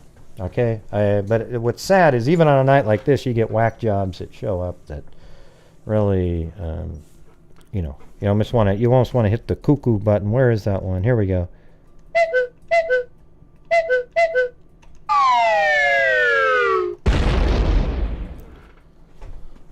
Yeah, there you go. All right, so listen, if you're on replay and you're listening to all the things, again, let's do it again. If you believe Sandy Hook is fake, that Anna Blanza didn't really kill all those kids, and none of those parents actually lost a child, it's all a big psyops or something, please unsubscribe immediately. If you believe Brian Laundrie is still alive and walking around and it's part of some CIA covert action, please unsubscribe immediately. If you believe Brian Laundrie's hand was reaching out of a garden for a Snickers and pulled back into the garden and later died accidentally, then chopped up into bits and put out into the reserve, then please unsubscribe to my channel, from my channel, immediately. Okay. All right. Because, believe it or not, there's people... Yeah, there we go. Look at I lost one. Yes, an idiot left. God, I love it. You know what I should have is like this boom sound. Come on, somebody else.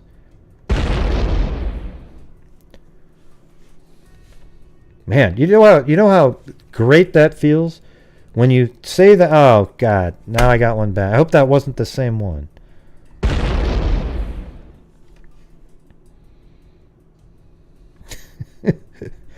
Remember that with the banana?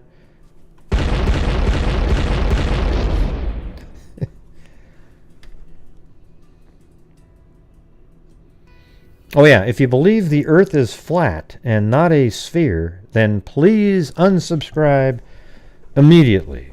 Okay? Please do so.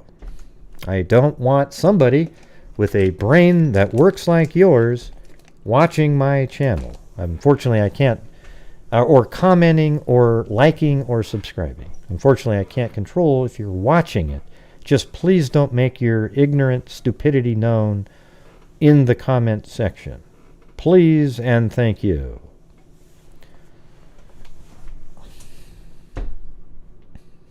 Yep. There it is. And hey, you know what's funny? Scooby, I had made an image, and it's a brain on there. 5 brain cells, 4 aren't working. There we go. Did you hear what I said? You know, that's just one step above stupid. Right. Yes, if you were somebody that gave any credibility whatsoever to the milk jug that Summer was sleeping on as some sort of a like she would have died of hypothermia leaning against that thing, then please unsubscribe immediately. Thank you.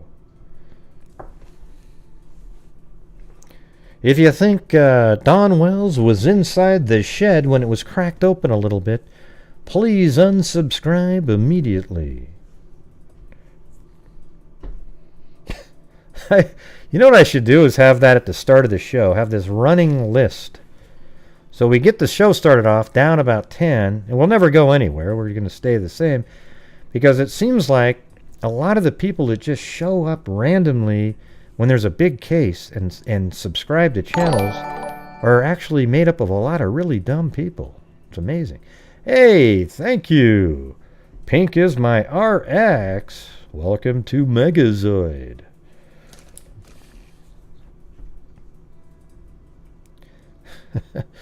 So, anyways, if you missed the show, we are well on our way to having the identity of the Bibb County John Doe. It sounds like there's a tentative identification. They've even narrowed it down to 3 siblings, and they know which sibling it is and a name, but we're not going to get to know the name until it's completely verified. But they felt confident enough to let me know, and they're going to be coming on the show. It's going to be probably Misty, Allison, and Colleen coming on the show on Saturday to discuss how it all played out.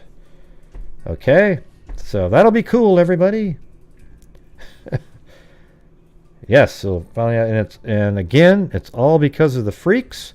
And if I'm down 1 or 2 freaks, when they're just crazy people, they weren't really freaks to begin with. Okay, you're only a freak when you've been here a while and you realize how things are and the reality of things. You've learned, like, oh my God, I can't believe I believe that, and shit like that. And then you start thinking rationally. That's when you become a freak.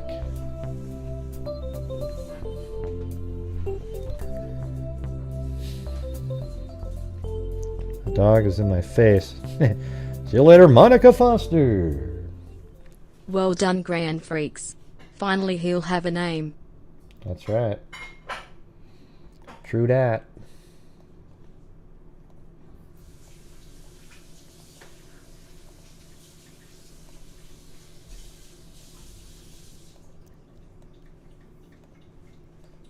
Where the heck is it? Oh, there it is. All right.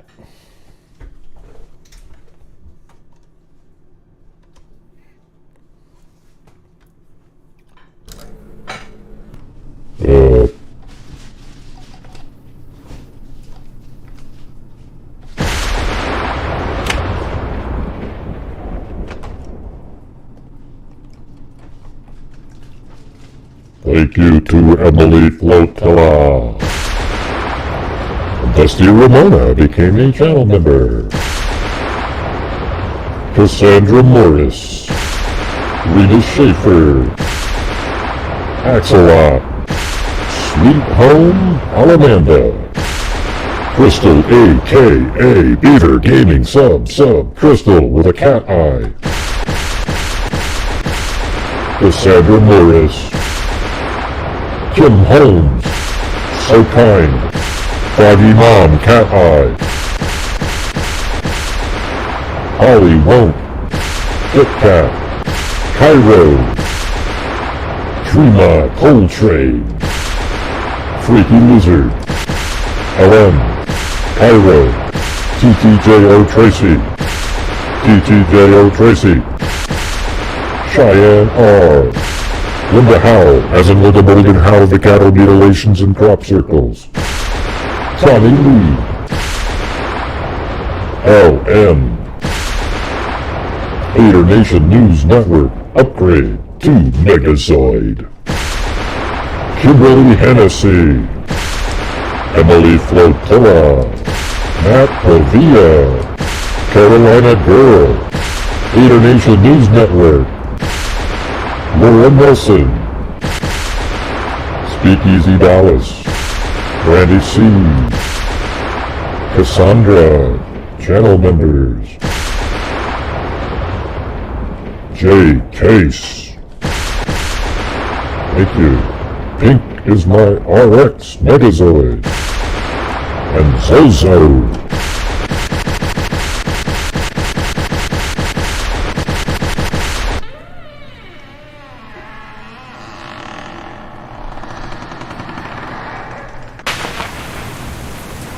And thank you to Charleston Amy.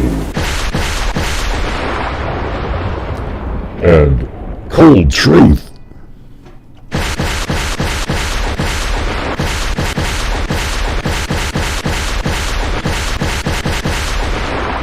Thank you, and D&K Reck.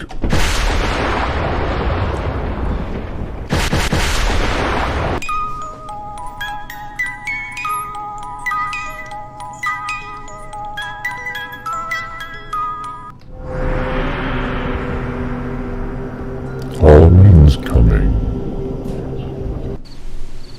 We're gonna have costume night.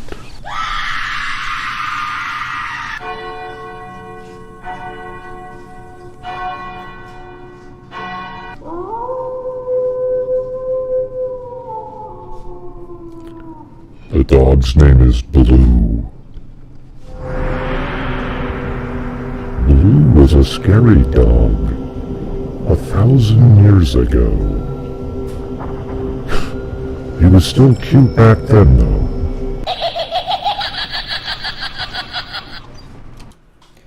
All right, everybody.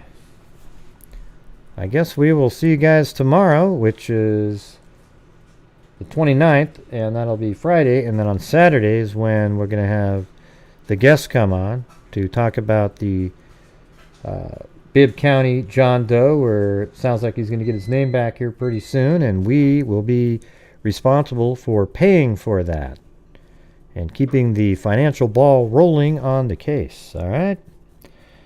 So thank you guys very much. Thank you all for your support tonight. I don't feel bad for any of the whiners who cry-babied themselves out of the channel, but that's okay. You know, one of these days we'll keep on building up with actual people that give a crap about solving true crime and not telling the people running the show what to do. You know what I'm saying? All right, everybody. Go over to Discord if you're a channel member. I think there's a link on the community section. I don't know if it's still working or what. What's the total number of people, Beholder, that with the link, that can use the link? Is it unlimited for a certain amount of time, or is there only 10 people that can to do it? So what I'll do is after the show is I'll post a link in the community section for channel members of the link to the Chihuahua. Chihuahuas are great dogs. I never would have thought that, but very amazing. Yeah. Come here, Blue. Come here, buddy. He doesn't come to me, though, when he thinks there's food in the kitchen. Because what happens is Chloe gets fed and she sits back here and waits, or he sits back here and waits for a moment where he's given permission. And he shakes and shivers because he, look at him. He's looking over there with so much, he's like, wait. He's so tentative, waiting for his chance to get something to eat. Can I just get a bite of something, he's saying. He's shaking, wanting something.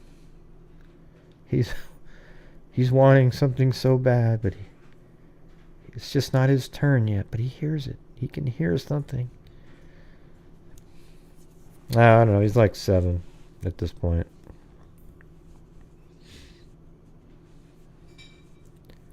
Oh, yeah.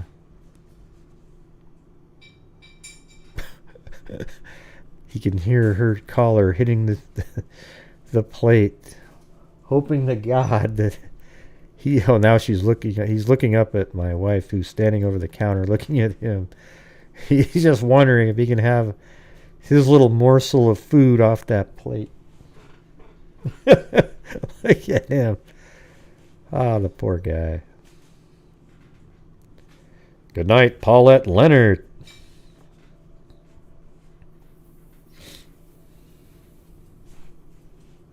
Yeah, he just wants it so bad. You gonna give him some? Come on. No, I'm done. She's not done yet? No. Okay. No, he's not. He eats all day, man. He's not starving at all. If he was starving, he probably wouldn't wait patiently like that. Good night, Paulette Leonard.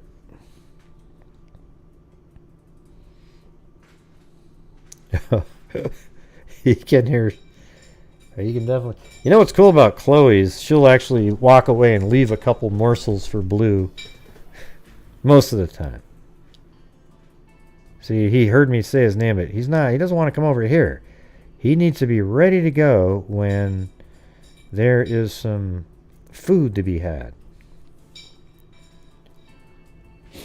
I know, I should have like a 24-hour Blue and Chloe camera channel. You know? Like have various cameras set up in places, and it just sort of automatically detects. And Chloe is really fun to watch because she twirls around.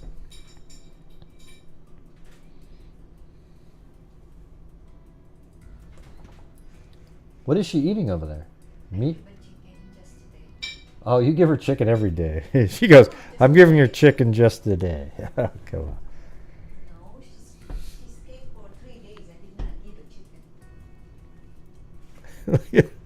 Look at Blue. Please. Blue. Blue, over here. No. See, he won't pay any attention to me at all because he's mono-focused on... I'm just waiting for it to be his turn. Okay?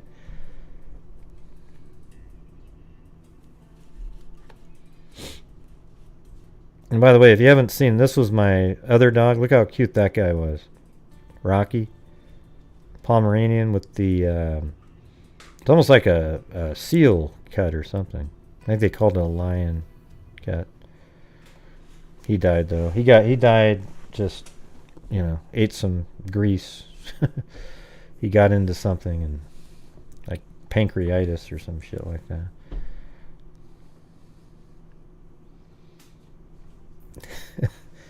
Yeah, there you go, Jay. Hey, why not?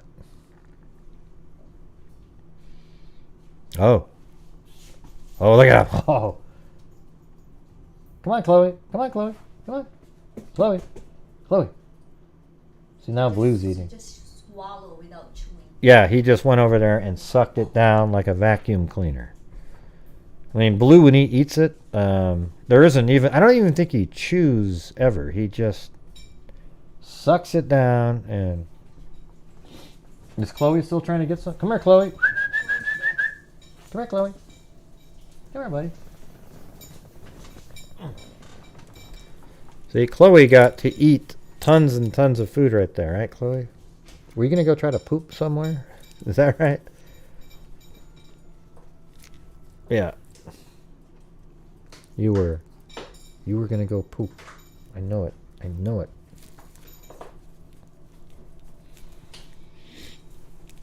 This is a Yorkie, maybe a Yorkie Chihuahua mix or something, but she's a great dog too.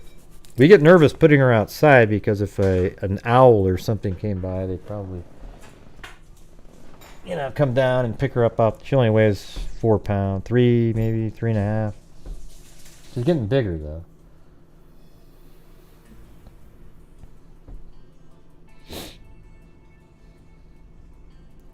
Yeah, which one? Blue or Chloe? That's Chloe right there. That's a girl.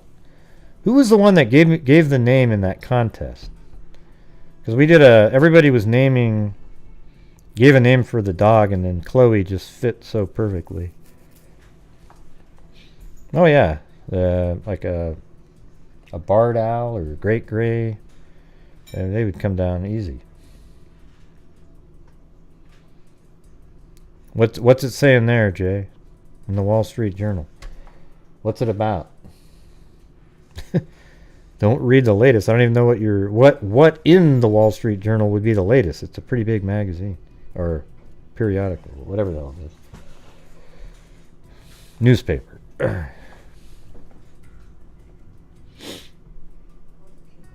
What do you mean it should be Chloe? What do you mean? Her name should be? Well, it is Chloe. Yeah. It's Chloe, yep.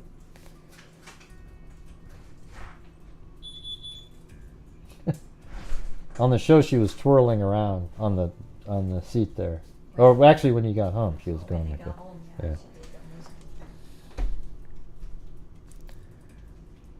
Yeah. 2 dogs. Hey, Sue. It's spelled exactly the way I want it to be spelled, not the way you want it to be spelled. Okay? Don't tell people when you show up to their channel, hey, it should be spelled like this. No, it should be spelled the way I want it to be. Do you understand that? Look how weird that is that people think at that detailed level.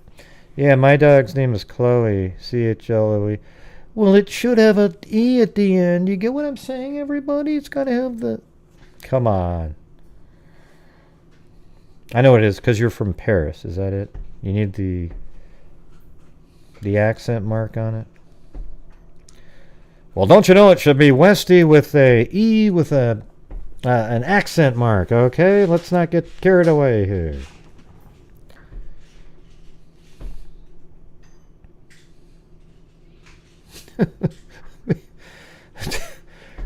God, that's just ridiculous.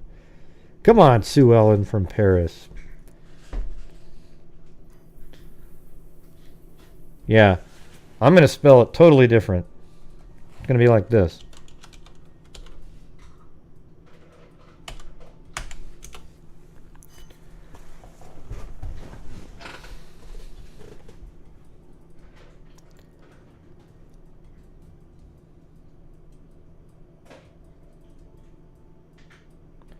No, it doesn't have any sensitive skin. Seems pretty normal. She doesn't shed either, because it... Well, hey, Sue Ellen, I'm going to make... her name is going to be like that forever now. Yeah, maybe more like how R.M. Bell spelled it. Or how did Zoe or Zozo spell it up there?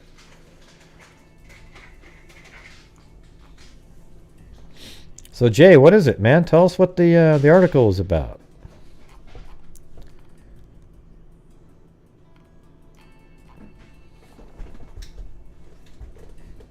I don't know what you're talking about, Terry. No idea.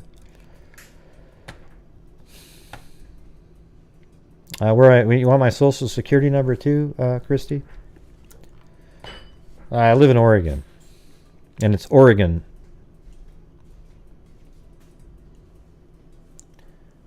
No, you said don't read the latest from Wall Street Journal, whatever you do.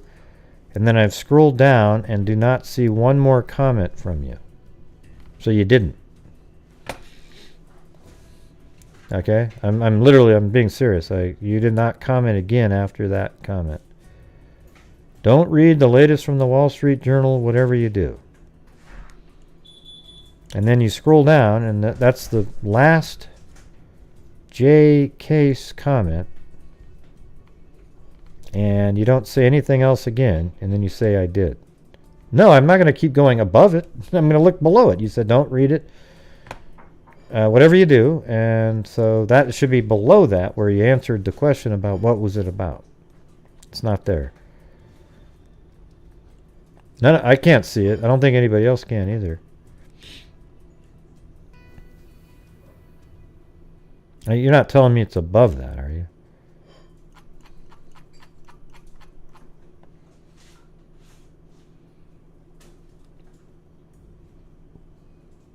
I don't. It's not there, Jay. Can you just copy and paste it again? I don't see it. I'm telling you, it's not there. Yeah, it's Oregon. Like it's Orygun. Oregon. No bail ever? What does that mean?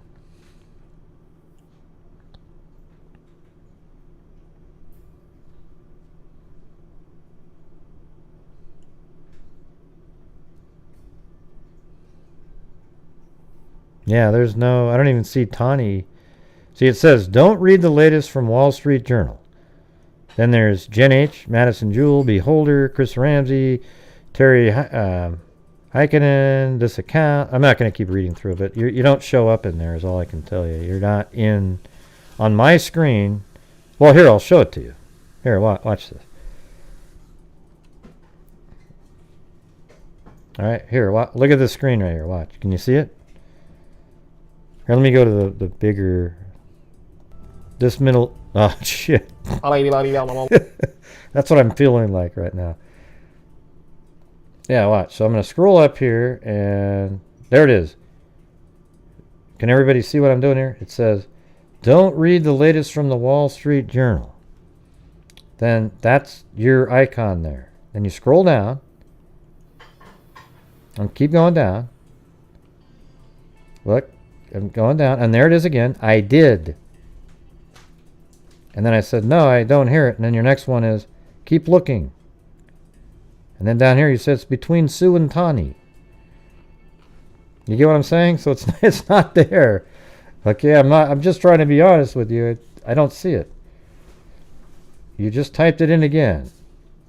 It's not there. You know what? I think whatever you're typing in is being blocked, Jay. Because it's not there. Did anybody see what Jay just typed in before he typed in? I just typed it in. God, I sound like I'm who's on first at this point. Did anybody see Jay type in anything? He says, I just typed it in again. Does anybody see it, his comment? Anywhere? Wow. They're blocking your comments, Jay, so they're not in there. Can you send me an email or something? Or I think they're blocking Chat it, really Jay. wants It's you weird. in jail for being so mean. We're not doing conspiracy Thursday here, but that's a truth. That's what I think. I think they're blocking it. Yeah. Are you putting a word in there? Well, you can't say it then, I guess.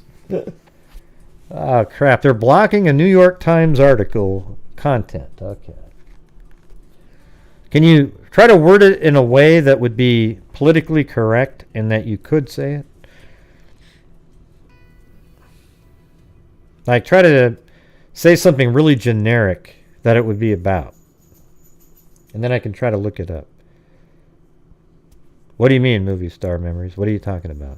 How do you know if he can or not?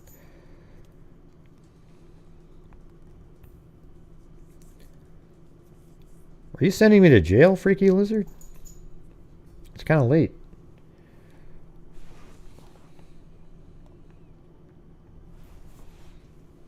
Did you get your food, Blue? Did you get your food? Go get it. Go get it, buddy. Where is it? Now he's looking at me.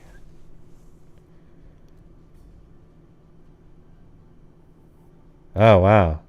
450,000 years or older coming here. From where? Like from down south? Like they're just going to... Wow, that's nuts. Oh, look at him now. He's doing a little cleaning. I'm going to have to turn that camera a little bit. Oh, shit.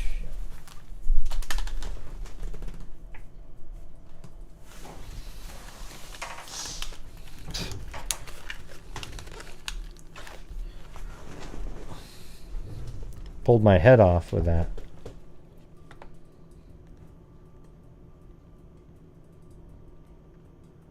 Are you sure about that, Jay?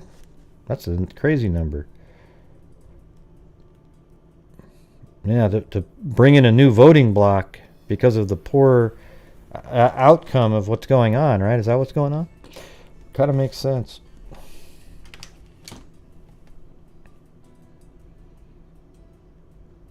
What do you mean 450,000 each? That doesn't make any sense.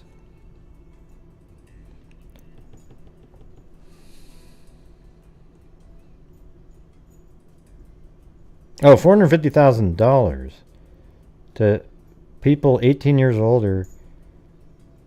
What do you mean by that? So $450,000 going to who?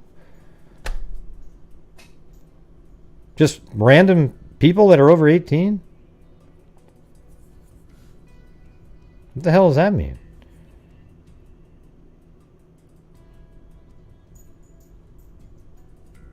No, that's not Scooby. I don't think what you typed in is right. Let's not type that in there, though. Let me get rid of that one. I could, but he's not. He doesn't come over here anymore for some reason. Come here, Blue. Come on, buddy. Come on. I don't know. He doesn't like doing the show thing anymore. He'll jump up on the couch when I'm over there, but...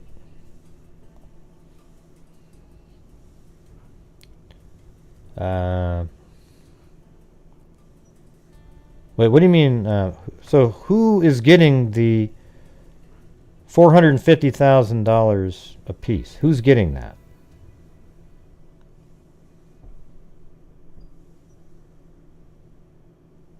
Wait, what? No, come on, no way. People that crossed the border and were separated from their families sued. Oh, come on. There's no way that's actually happening.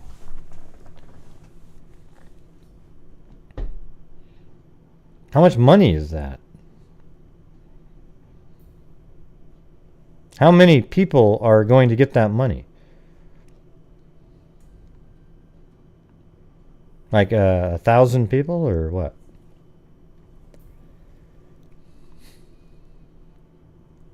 Why do you want me to get blue so bad? Christy? Why do you keep removing those comments? Oh.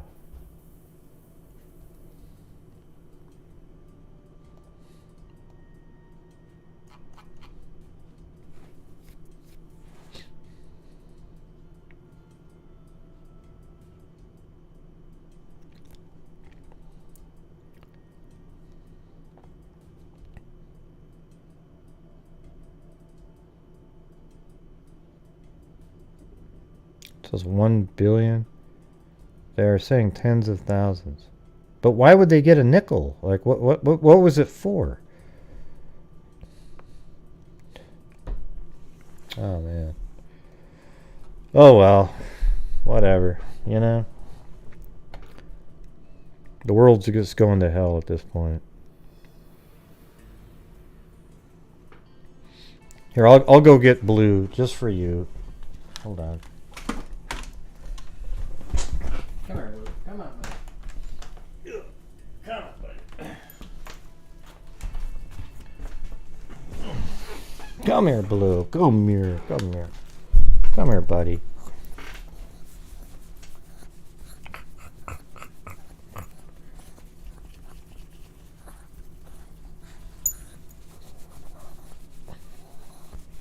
Yeah, his tail's waggling really fast. You can't see it, but he's just really... Can you guys hear that sound?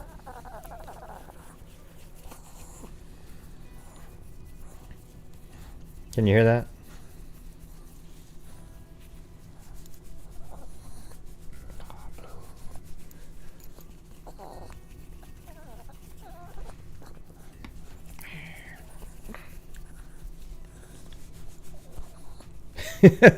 Can you hear him? He's like...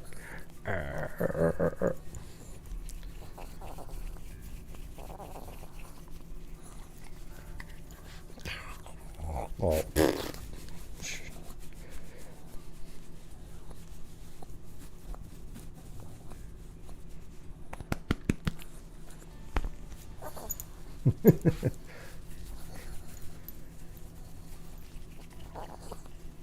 Gee, Blue, you could have had this earlier, but you wanted to sit over there.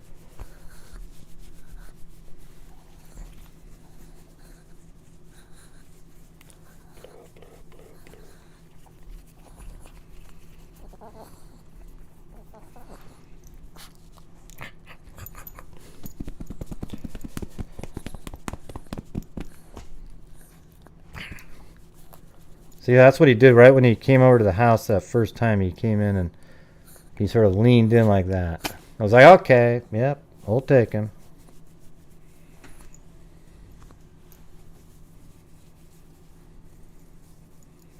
Yeah, it's nuts, Jay. I can't believe it.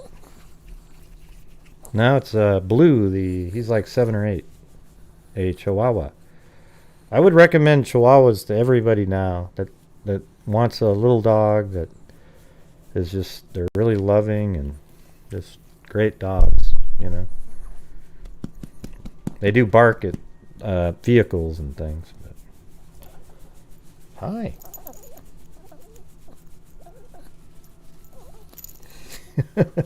Oh man, he's just... He keeps trying to climb up to get more. Oh, you want the belly?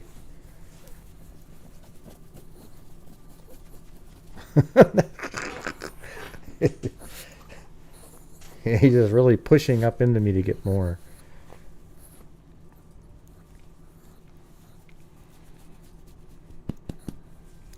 Yeah, we've lost 4 more. That's okay. I don't mind if we go down to whatever, whatever. Whoever wants to leave, go ahead and leave. We're just going to do what we do here. And if it doesn't fit your personality, you need this sensationalism and repetitive nonsense over and over and over, then that's more your style. We don't do that. Did you get that, Blue? Did you hear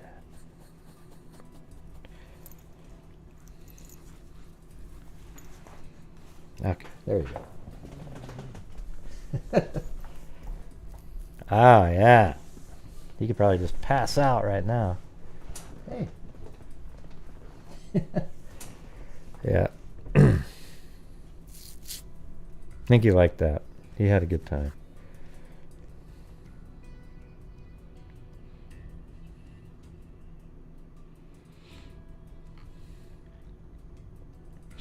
Well, I am a nice person, but I don't have tolerance for, like, just whinery, like crybabies and things, and stupid, theories that people throw out that can't exist based on the actual information that's known. So, if that's just that's my, that's how I am. I can't deal with it.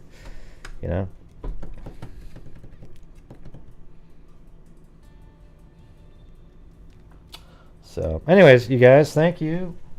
I appreciate you guys showing up tonight, and thanks for supporting the channel. And thank you all the moderators out there for doing what you guys do.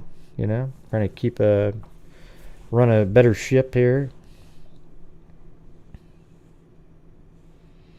And we'll see you guys tomorrow. He was 8, the Pomeranian was.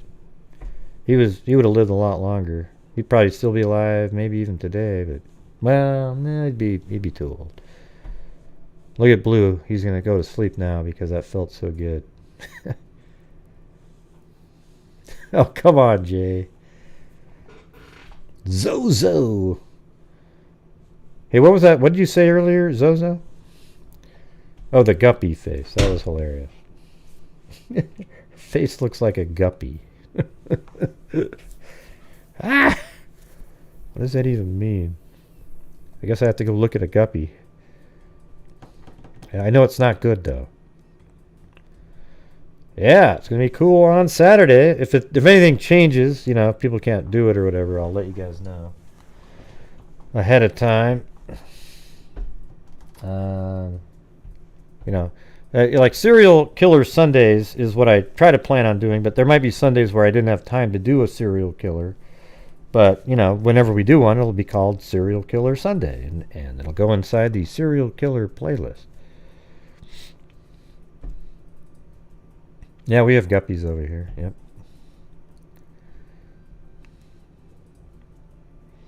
That's what I mean, I know you're talking about a guppy fish, but it's just funny. Shit. All right. Again, everybody, thank you for showing up. We'll see you guys tomorrow. And as I always say, everybody, until next time, be safe out there.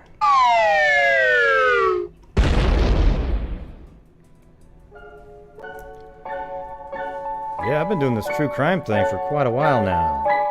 And during this whole time, I have not seen one person that is a crime dissector. I'm a certified human lie detector. Gonna get ya on a stretcher if you try and play me like an old projector. Crime sector is my nectar. Professor Grio's gonna give another lecture. We'll probably do Israel keys at some point, but he's too complicated to just throw out there. Interceptor, and I mean a little spectre with a vector on his spectre. With all respect, y'all, just remember I'm a temple fucking jet, y'all. I have no agenda. I'm a pretender, and I'll serve it to you straight without the blender. And in the end, I'm gonna send ya on a mission to reveal the true offender. Yeah, so I'll just get right back to work. All right, everybody? Talk to you.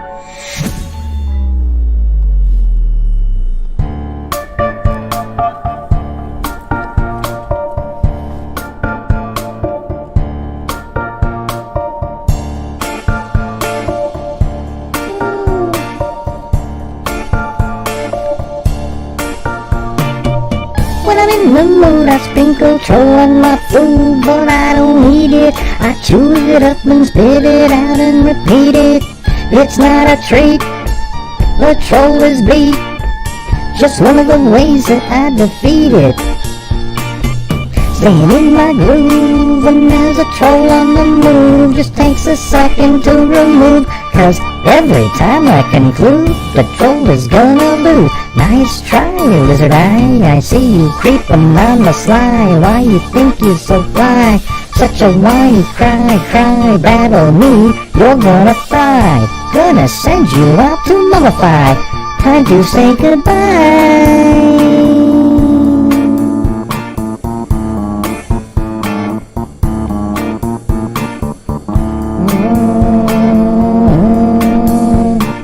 Poppity poppity poppity poppity poppity pop pop. You don't just ever come alive, yo. Give me what you got, 'cause I'm guaranteed to make you stop. Said 1, 2, 3, 4. Tell me Wonder Mark, what are you waiting for? You can guess by now, you can take a hunch and guess that I am the baby of the bunch, but that's okay. I'm still keeping stride, 'cause all I'm here to do is just with you behind, singing on and on and on. Beat don't stop till I break a dawn. Sitting on and on and on and on like a hoppity poppity poppity poppity diddy poppity pop pop. Don't feel like I come alive, yo. Give me what you got, 'cause I'm guaranteed to make you stop.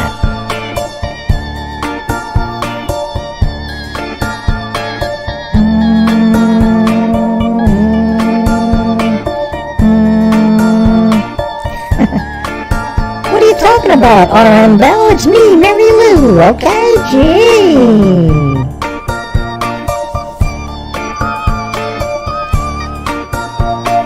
People going around about me and the crew about some way did was supposed to do. Might not have heard, or maybe you have, but when I first heard it, all of it was flat. I usually get angry and all uptight, but you can say what you want to spell my name right. All I'm ever guilty of is rocking a house. That's not what the room was all about. It's me at the end, tell all your friends, and if you don't wait till you see me again, this way I can hear it from the horse's mouth. Right then and there, straight that out. You got a big mouth, big mouth.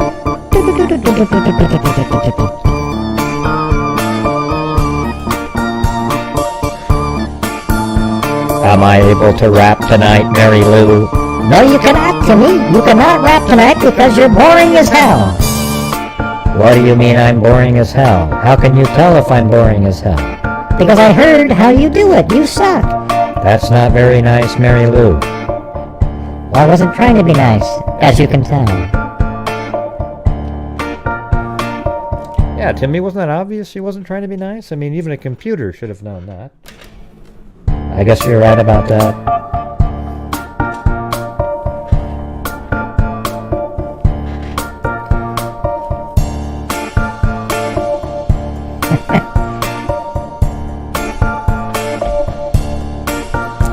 Right, stop. Collaborate in the sin. That's a back with his brand new invention. Something. Grab a hold of me tightly. Flows like a harpoon daily and nightly. Will it ever stop, yo? I don't know. Turn off the lights and I'll glow. To the extreme, I rock the mic like a ringo. Light up the stage and rock the chump like a dandy. Dance. What's the speakers up? Boom. Kill it in your brain like a poisonous mushroom. Deadly. When I play a dope melody, anything less than the best is a felony. Love it, leave it, better game way. Better hit bulls out of kid don't play. If there was a problem, yo, I'll solve it. Check out the hook when my DJ revolves it. Now that the party is jumping, with the bass kicking and the breakers are pumping, quick to the point, there's a point, no faking, cooking them cheese like a pound of bacon, burning them, yeah, quick and nimble, go crazy when I hear the cymbal with a hi-hat, with a super tempo, I'm on a roll, time to go solo rolling, in my 5.0 with the right top down so my hair can blow, the girl was on standby, waiting just to say hi, did you stop? No, just drove down, kept on, proceed to the next stop, I paused a left, I'm headed to the next block. Blockers and jaw, so continued to A1A. Detroit Avenue. Girls wear hot, wearing less in bikini. Rock band motor, drama Lamborghini. Jealous, cause I'm out getting mine. She was a gauge and vanilla was a 9. Gunshots ranged out like a bell. I grabbed a 9 on the whole shells falling on the concrete real fast. Jumped in my car, slammed on the gas. Bumper to bumper, avenues packed. Trying to get away from the Jack is Jack. Place on the scene, you know what I mean. That doesn't help confront all the dope fiends. If there was a problem, yo, I'll solve it. Check out the book where my teacher revolves it.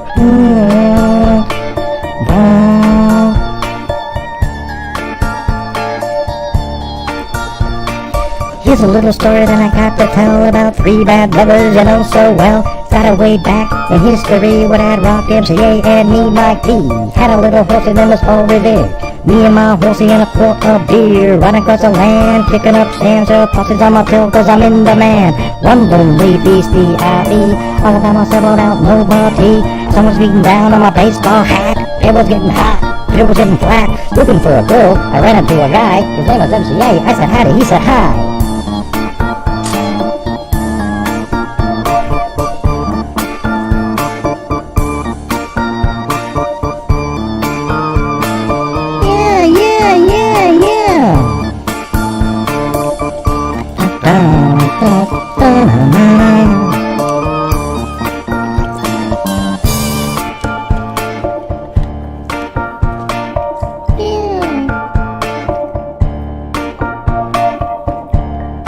Are you gonna sing anymore, or can I sing some?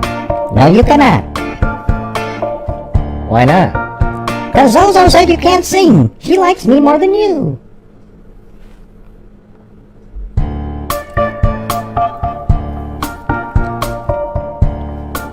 It's not really that nice, Mary Lou. Don't you think you could at least say that people like Timmy?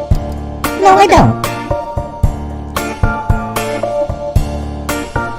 He told a little story that sounded well rehearsed. 4 days on the run and then he's dying of thirst.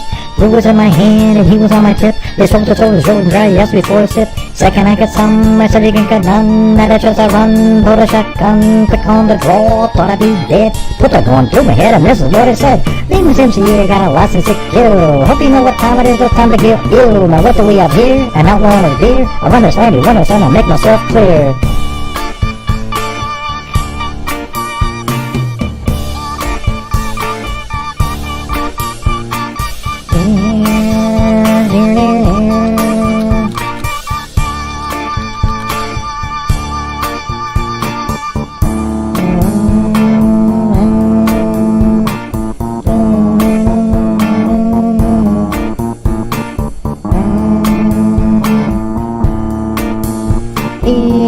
Story that sounded well rehearsed. 4 days on the run and then he's dying of thirst. The brew was in my hand, he was on my tip. This one of the souls right, yes, it was a sip. He's like, I got some, I said you can get none. And I just run, with a shotgun. Quick on the draw, I thought I'd be dead. What that gonna do ahead, and this is what he said. My name is MCA, got a license to kill. Hope you know what time it is, it's time to get ill. What do we have here? An outlaw and his beer. I run this land, one is on, I'll make myself clear. Step into the wind, and then again. When you're the story, when I'm ready to begin. He stepped into the wind, he... Stepped into the wind, he had a gun, I had a grin. You think the story's over, but it's ready to begin. I got the gun, you got the brew. You got 2 choices of what you can do. It's not a tough decision, as you can see. I can blow your way, or you can ride with me. I said I'll ride with you if you can get me to the border. Sheriff said to me for what I did to his daughter. Did I like this? Did I like that?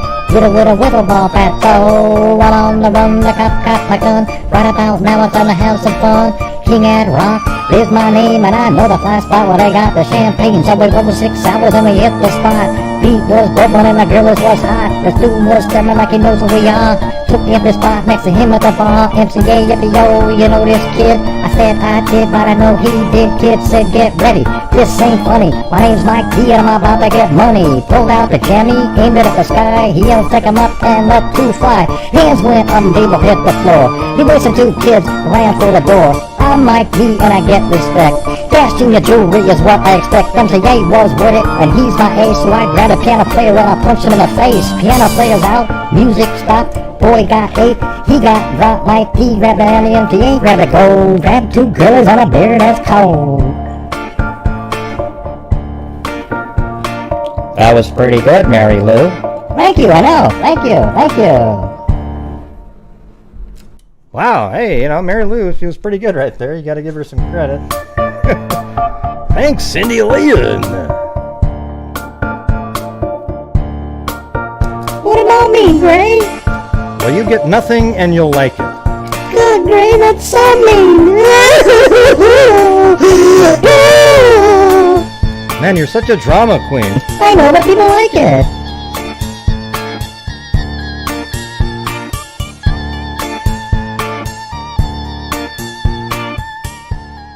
Is there anybody that actually likes that crap with Mary Lou when she cries like a baby out of nowhere? I think there's sometimes that people show up to the show that act that very same way. They cry and pretend that they were so offended so they can tell all their friends about it, but then later actually don't give a damn at all.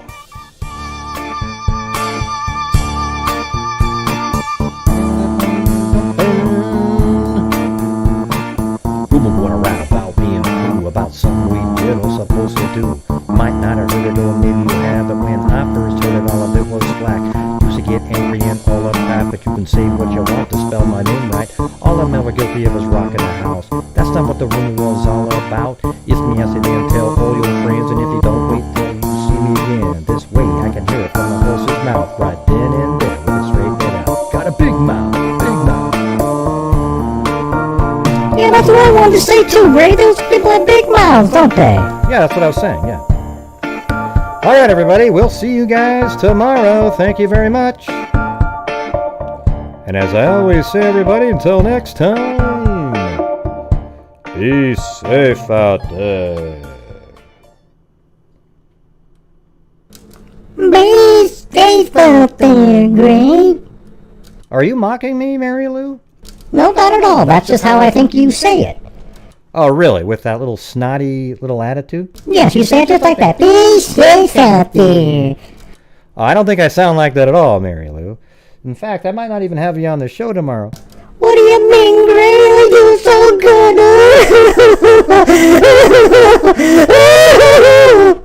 Oh, my God. Are you serious? No, not really.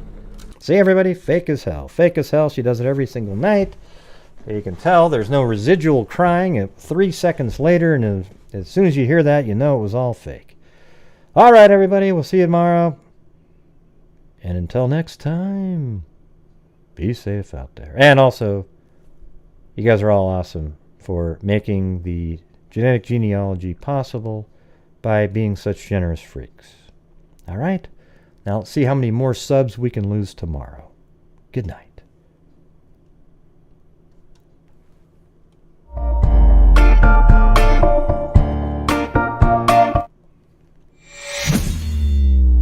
And good night.